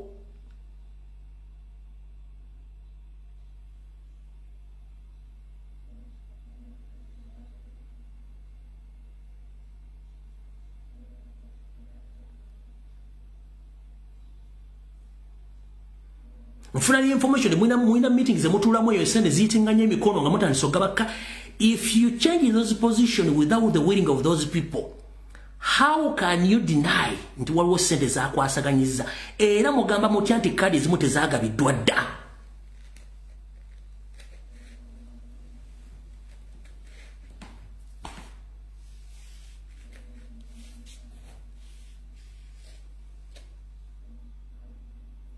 Bomutandika okukyusa abaana mbifu obanga bagamba nti olwedde kadi bagiwadde dda gundi mujjawo gundi muteekewo ono ebyangowa mu DP nze setaga bintu bya sikola sibira mu bintu bya mivuyo no sibira mu bintu bya mivuyo nava mu DP nga tuja truth and justice ne byononeka nga sikyategeera truth and justice bwe mba ndi mu national platform nga mukola ebintu gadi bengali nga temwagala bagambako ngenda bagambako eyampandiko mpandikire ebbaluwa ngobe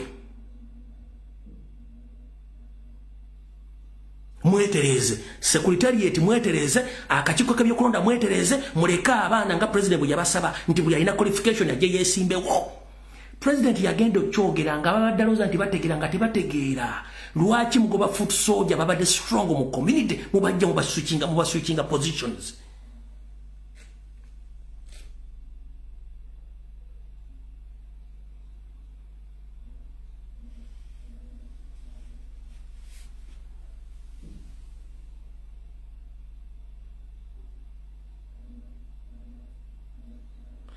Boy wange yenna yatadde empapula ne bakukyusa jangu inbox yangu pa information.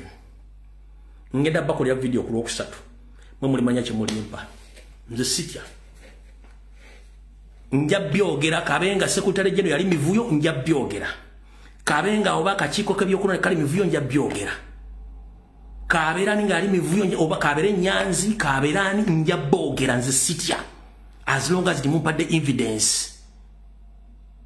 Sina gwenti okujja ko president yekka ate teri agenda kuyamba president kwogera nsonga zino okujja ko mmwe aboogera ensonga zino. President asobola kujja kwogera bigambo bimu kubanga is an administrator alina ebintu byatamanyi tebigenda maaso. Nze ngenda bagamba ankyawe